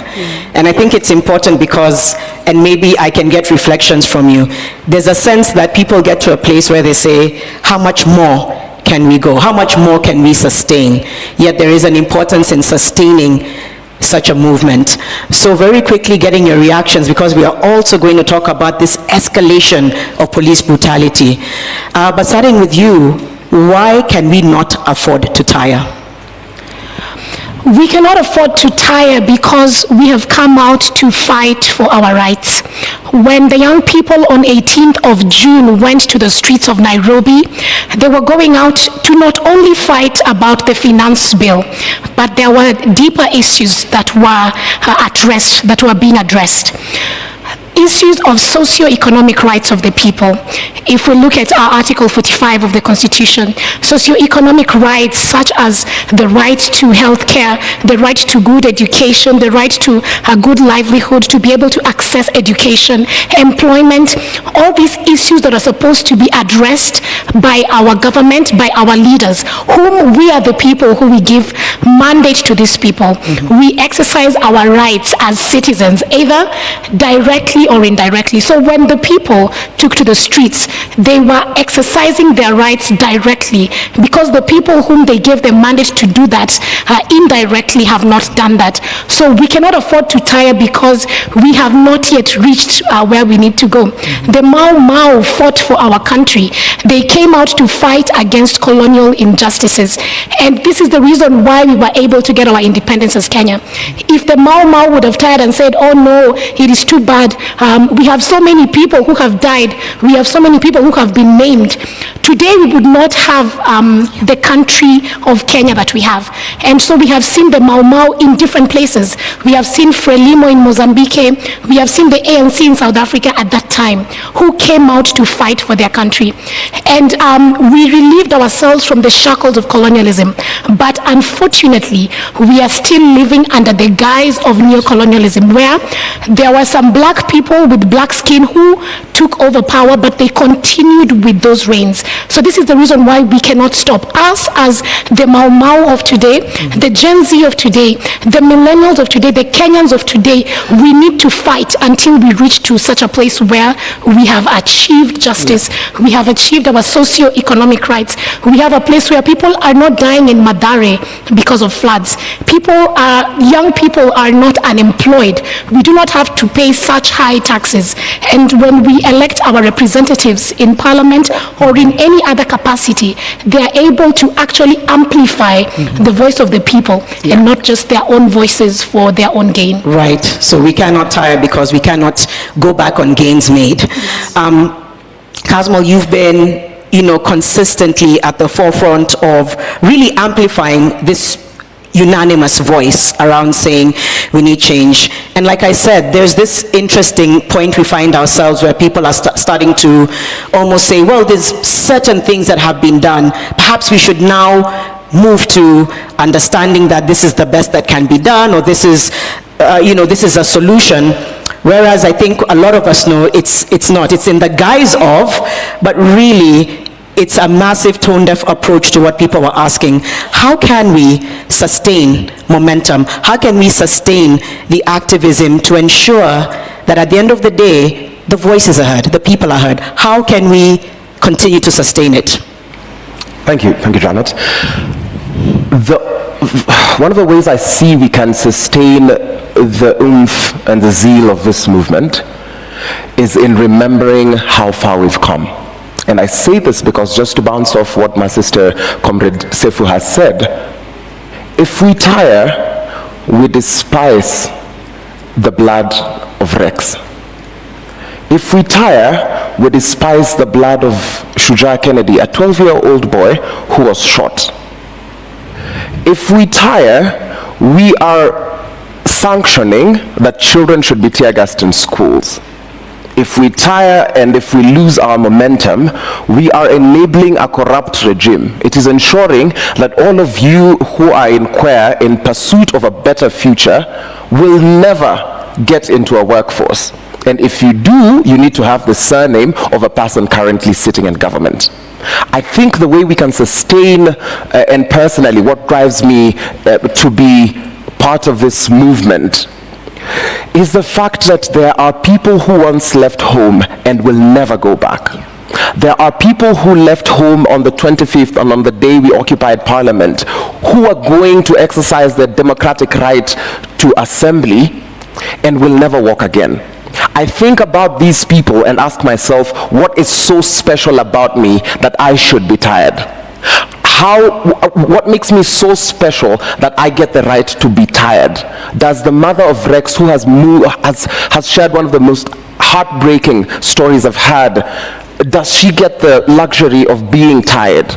Her son was out to ask for better governance, to ask for a better future. For me, he lay his life down so that I might be able to make it for the Citizens' Assembly. I think it is only wise that I contribute that way. If I get tired, Evans Kiraito, who was shot by the police, because these are not victims of accidental happenings. They were not struck by acts of God. These are victims of police excesses and police brutality. We are living in a country that has a police force that is living in the guise of a police service. If I get tired, does the couple that raised Evans, that is now being detained at Central Police Station, have the luxury to be tired?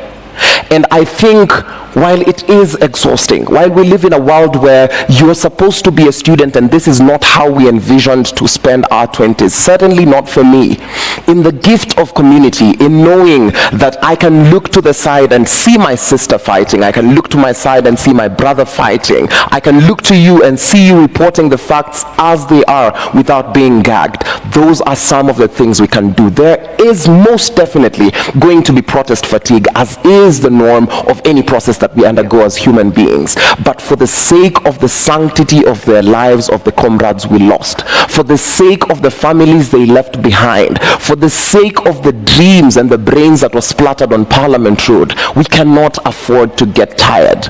It is okay to take some rest, but for the sake of the comrades who've gone before us, let us not tire. Let us not tire. And I think just both what you and Sefu have alluded to is those before us didn't. So why should we? You have, though, very accurately talked about protest fatigue. And I think there's going to need to be conversations that reinvigorate people so that they don't feel like, oh, it's done. Right. Or maybe this is the change we need. Yeah. Because we're starting to see that. And unfortunately, it gets us back to why we started in the first place. Right. Elizabeth, again from the perspective of legal, the escalation of brutality is something unlike many have seen before. Even just yesterday, you know, people peacefully mourning with the parents and relatives of those who died, and then on video, just like grabbed, arrested.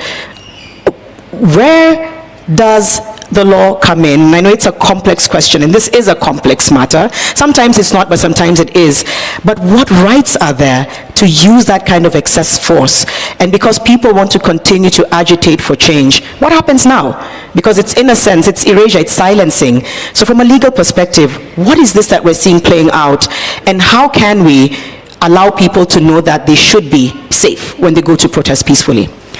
In my view, what was happening, like what happened yesterday, is just a classic case of a government just battering its population into submission. That's just what it is. So you batter to a point that you cannot resist anymore. That's just it. So it is not legal, but it is just a tactic that they're using to beat us to submission. Now, what my view is, any government that is in place should have a humane face. Now, this has got nothing to do with legal or being it a legal perspective, but it has to be a humane face. Now, if someone, I mean, common sense dictates that if I'm burying, the much you can do is give me at least some time to just finish the ceremony, then you can come and barge in. That is just common human decency. But you see now what the government is doing, it is now engaging in psychological warfare. It is actually wrong. So what we are saying is, why can't the relevant authorities just follow the right procedure? It's not like someone is going to run away if they're already attending a funeral. Let them finish. Just give them the decency of mourning, and then you can continue. But we are also seeing a situation where they're even now going to estates now. They're taking those attacks to people in their own homes, you see. So we're really getting to a point where now the population is getting so battered, they don't know where it is safe anymore. You're not safe in the town, you're not safe in your own home, so where do you go now, you see? So it's just instilling that fear. But people need to know that nothing comes easy, and this government, actually what it is doing is actually very wrong. And in terms of protesters, they should actually, if the police were doing their work of actually giving protection to the protesters, just going along and ensuring that the protests are taking place as per the law, then all these things we are seeing are really unnecessary. I don't see why the government has to go into estates. If people are running away, why would they be running away if the proper procedure of a protest is actually being followed? So I think we need a humane face to the engagement that is there between the police, the relevant government authorities, and its own population. That's what I think. Yeah, thank you for setting that tone and saying it's clearly, completely, it's unlawful, because it's important that that's highlighted. Irene, what happens now? Because the public trust is lost. It's broken. People are now looking at so many enemies arising, right? You know, you had first those who in the beginning forced people to go on the streets, and then those who are taking lives by force. How can you speak to people being able to, I don't know, I know trust again is a strange question to ask, but where can people take that trust that was broken? What can they do to motivate themselves to keep going out there to push for the change that they want? First, let me go back to what Wanjeri had said. I think, personally, I think the Utu in Utumishi, kwa wote, is no longer there. And that's why they keep being brutal every time. Because why would you go and beat somebody who was just walking? Personally, I experienced police brutality. I was among the first casualties on the 18th because they hit me with a canister. At the police station, you know, when you're at the police station, you think you're at the safest place, that nobody would actually come and attack you there. And that's where they hit me. And for a moment, I couldn't walk. Like, it was so painful. And I was wondering, now, what am I supposed to do? And they keep throwing their tear gas to people. Imagine we are at the station, and we are advocates. So I thought to myself, if this is something they can do to lawyers, how about other people, the common wananchi, who doesn't even know, has not even read about their rights? Because we're advocates, we know our rights, we can sing them to you, but they act this way with us. So how about other people? That's what I thought about every time I was there, until I was taken to the hospital for treatment. Now, in order to gain trust, I think we need to see bodies like IPOA working. that is how to gain public trust, because they are the ones who are charged with the oversight role. They are the ones who are supposed to come after these policemen. Have they started doing that? Based on the report that we saw, I think a week ago, personally, I feel that is very inadequate. They have not even started doing the work. So how are we going to be able to trust them if they don't even do their mandates? And not to water down the sentiments of the IPOA lady who was here last time. I must have forgotten her name, I'm sorry. But people were not impressed with the kind of answers she was giving that day. It looked as though she was being evasive. She was not answering the questions. We want to know, what are you doing about it? What steps have you started taking about on these matters that are being reported? You cannot tell me that you cannot find the bullet that shot Rex, and that's why you can't do anything. Who is supposed to find the bullets? Who is supposed to do the what is it called when the examination? Is it us? Are we the ones supposed to bring the evidence? That's their job. So once they start doing their job, then the public will automatically give them the trust. Yes. Once they start doing their job. Yes. I'll come on for a second and final round of questions. And you know, you've all spoken from your perspective. You're also in different fields, but it's a very shared narrative. And the thing that I've also been trying to ask myself is, what happens next? Where do we go from here? Because I feel like it's just one of those moments in history when you wake up and you don't really know what's going to come tomorrow.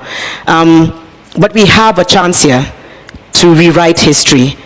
And I often feel like sometimes Kenyans have been, somebody once said, Kenya is like Africa for beginners. Yeah. And the way they describe it is that perhaps there's been so many difficult moments, and it's not devaluing what we've gone through. We have been on the brink of many unfortunate moments, you know, whether it was 2007, whether it was going all the way back to Mau Mau, whether it was COVID, whether it was the floods. There's been so many moments, and yet it's a month in, and people feel like, oh, maybe there's a solution on the periphery. Personally, I find that worrying, but I also get that maybe we've internalized that normalcy of where somebody says you're used to the crumbs you get, right? So we do need to continue the conversation, but how do we move this forward? You can answer from maybe from a personal perspective, from your space and your industry. How do you think we move forward today? Yesterday, there was really violent arrests. The intimidation, as Elizabeth has said, it's escalating in a really dangerous way. It's silencing, and there's a submission that's been enforced. So what happens next?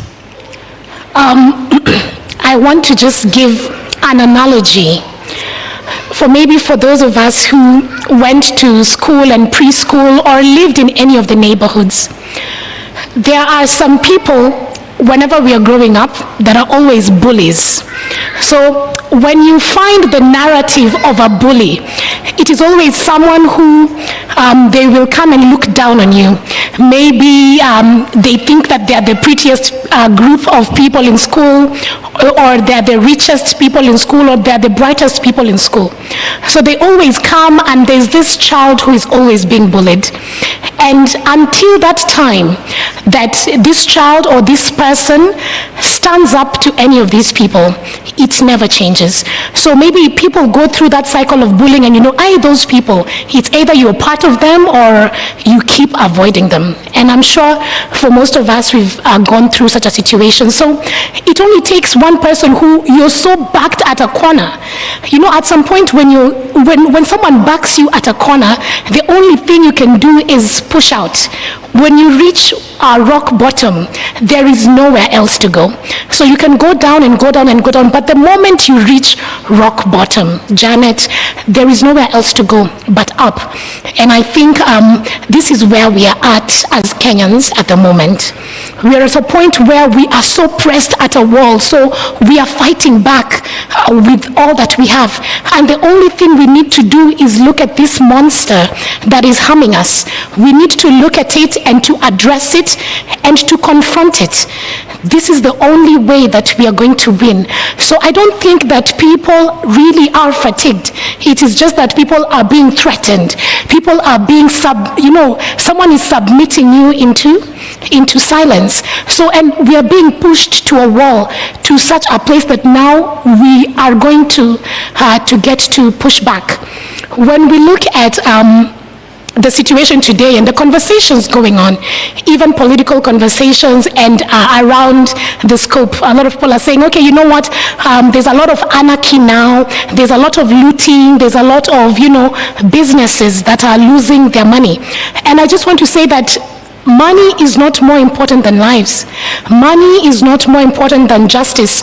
We can talk about peace, but we can have peace and hunger. They can coexist at the same time. We can have peace and have exploitation. They will coexist in the same space. We can have peace and we can have injustice.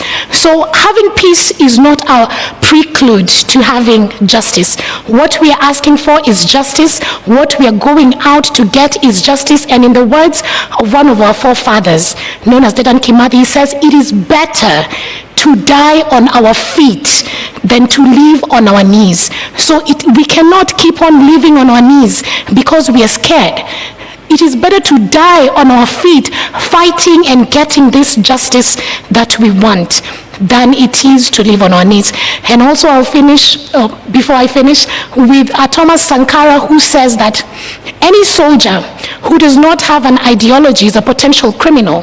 So a soldier in this case does not just mean the military people or the police, people who are fighting for their rights and their justice. And all of us who are going out there are soldiers. So we need to have an ideology and see what is this that we really want to change. And really what we want, for example, it's not just Ruto to go. We want Ruto and Rutoism, whereby you're picking people because they're your friends, where we have people who are in cabinet and they're not really qualified, where we have the police using excessive force, which they should not be doing. So we want an overhaul of the system. And when we have this in our mind, then we should be able to get to where we're going. I want to finish with a song, because I said I was an artist, and this song speaks truth to power, and it goes out to all of us, for us to be able to be enhanced, to have power, to go out for... Can you save your song for, I would love, because I want to give you the moment to, so once we finish, before we allow you to leave, just so that we can kind of end with that. Is that okay? Right. Yeah, because I'm looking forward to that, and I think it's... Kazmo, she said something interesting. Sometimes you're back to a corner, and you have two options. You fall down or you push back. Where can people find the courage, the conviction to push back, yet they feel they're faced with anarchy, with death, with threats, with intimidation? How can we collectively push back, and what happens next?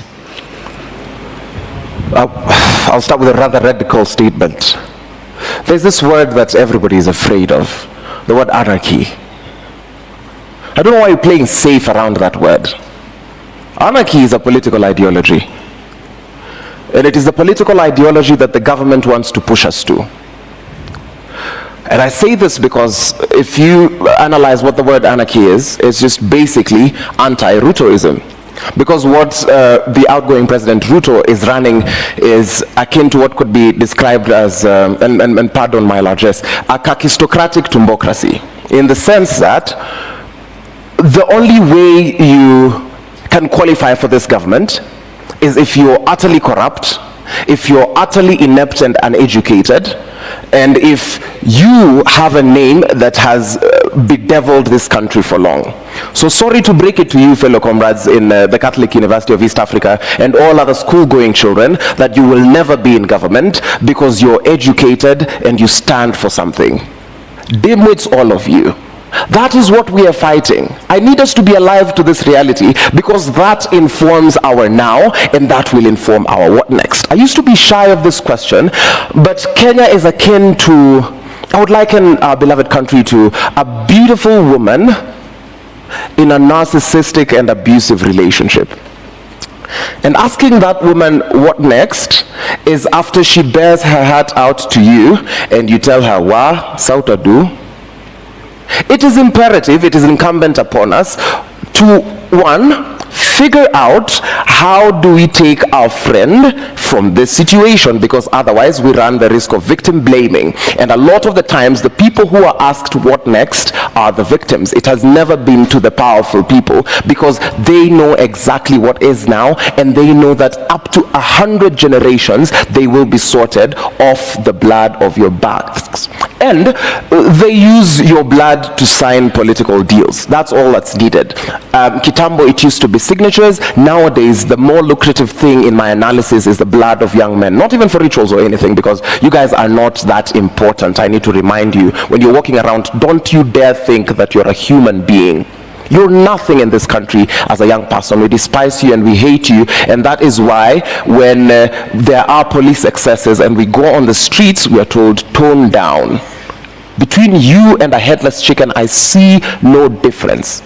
This is how we push back. It is in the remembrance of the cruelty that this regime has meted upon us.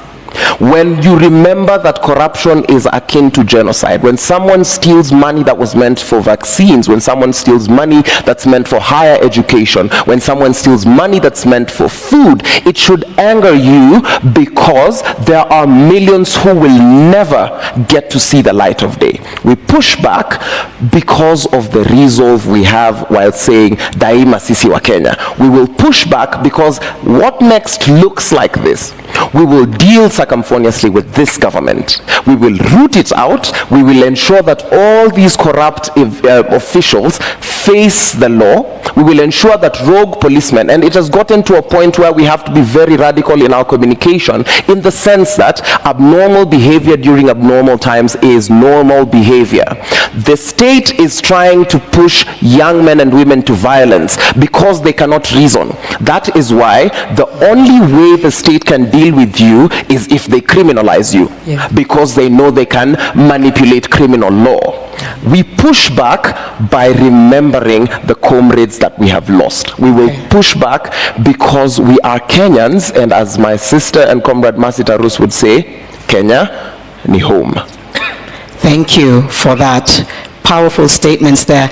I know we're really short of time and there's still a song to be sung before we go, but I mean, such amazing sentiments from you both. Maybe as you wind up, Elizabeth, and I'll probably come to you as well, Irene, there is this sense of we need that conviction and resolve. How do we also move forward with heavy education? I think it was Irene who said, we know, like, you know your rights, you know the law.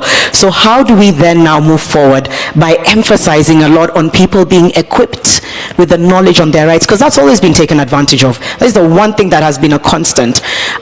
We can start with you. How do we move forward in terms of the civic education, in terms of education on policies, to allow us to use that to exercise our democratic rights? Very briefly. Yeah, I'll be brief here. In fact, when you asked what next, I was going to say it's just not as simple as saying it is step 1, 2.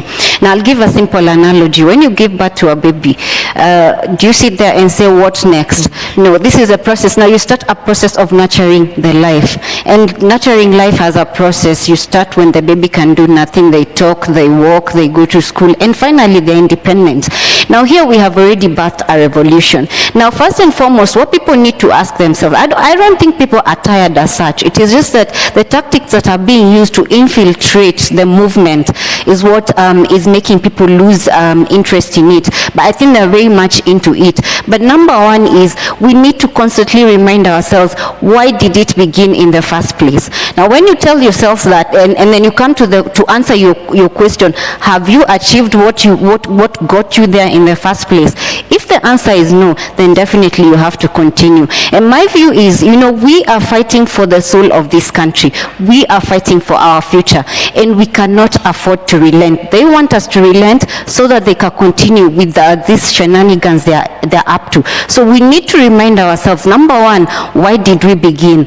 And then number two, we need to do civic education. Now, I'll give you an example.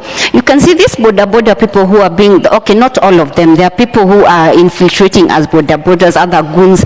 We need to do a massive civic awareness among the population. Show them this is the problem. if you did not stick to these handouts you're being given, this is the better part that you can get when systems are working. Let us fight. I've always said, let us fight for systems that are working for each and everyone. Let the leaders put in place systems that are working, and everyone will be okay. It's not an issue that we all want to be crazily rich, but if you can meet your needs and you can live a decent life, most people would be comfortable with that. So we need to remind ourselves two elements. We need to remind ourselves why we began, and number two, we need massive civic education for the population. Thank you. Very important. Finally, Irene. Further to what my sister Anjali has said, I believe that as LSK we have been doing this and we continue doing it, creating awareness, educating the masses. We have legal aid clinics, we always host them at different court stations, and we are always urging people to come. And you can ask as many questions as you want. And because of the of the times that we are in, such avenues go ahead to help people understand how our country runs, what their rights are, what their duties are as citizens, and what they should expect from the government. I actually believe that we are not against taxes. Our problem is how are our taxes being used. That's the biggest problem, because why are you taxing people yet they don't see any benefit? We don't have roads, we don't have hospitals, we don't have proper working schools. Even higher education has become a problem. After Form 4, what's next? Are they going to, like they were saying, they give people boda boda? I'm not looking down on boda boda riders, but all of us cannot be boda boda riders. You see, so we need to have systems that work, and we need to have the NGOs and the civil society organizations partner up and hold this. We used to hold the legal awareness clinics. We used to go to the people. Even if you go to a market, you find so many people to educate, so many people to tell about their rights, and people are always willing. But even when they are not, you know, sometimes you go somewhere and they want something, wanakuuliza, umetuletea maziwa, umetuletea mkate. I say sometimes we don't have bread, but we have knowledge, and I urge people to actually show up for these things. Thank you. Thank you for that emphasis on educating and enhancing the knowledge. Before we allow our song, quick announcement, and this is for those in the room, those who are watching.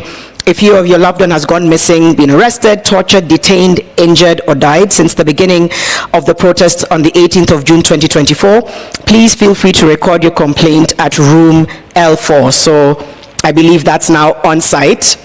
Room L4, there's going to be a service that will allow you to lodge your complaint, talk about who is missing or injured, and be able to be led to the right services that can hopefully get you the justice that you deserve. And I think a lot of those platforms exist as well around these platforms. So continue to look out for a lot of these organizations and platforms that are allowing you to lodge complaints, talk about those who are injured, also psychosocial support for a lot of people. Make sure you look out for that information. And so before we head over to the space in just a few moments, a huge thank you to all of you. I think a round of applause, as I know we're going to be led out with song.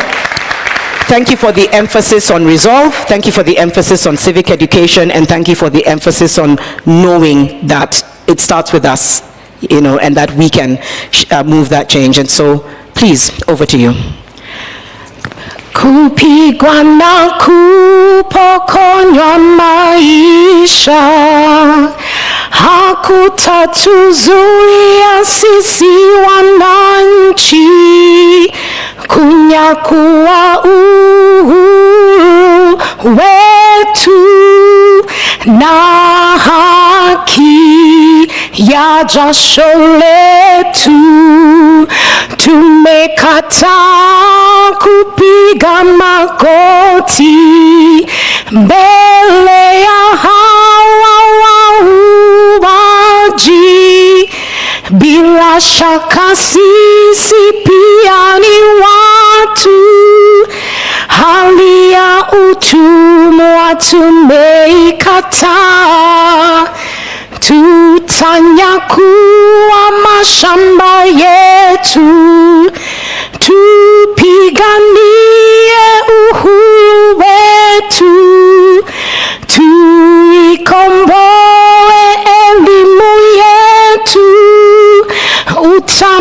tamaduni na viwanda vyetu.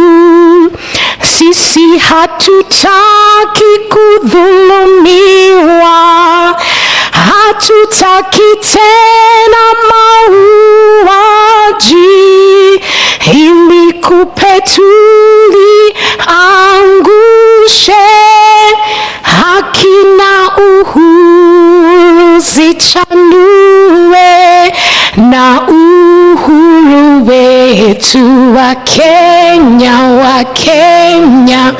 uhuru wetu wa Kenya, tupigani, let me see your face, na katiba yetu, Kenya wa Kenya, katiba yetu wa Kenya, tutekeleze.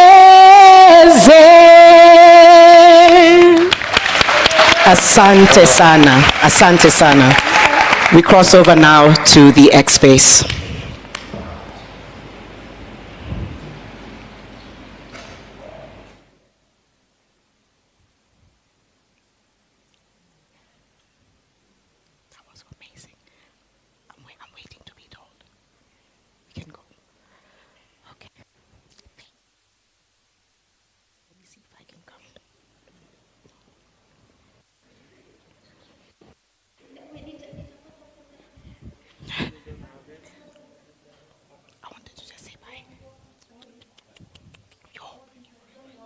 That was, and I love that song.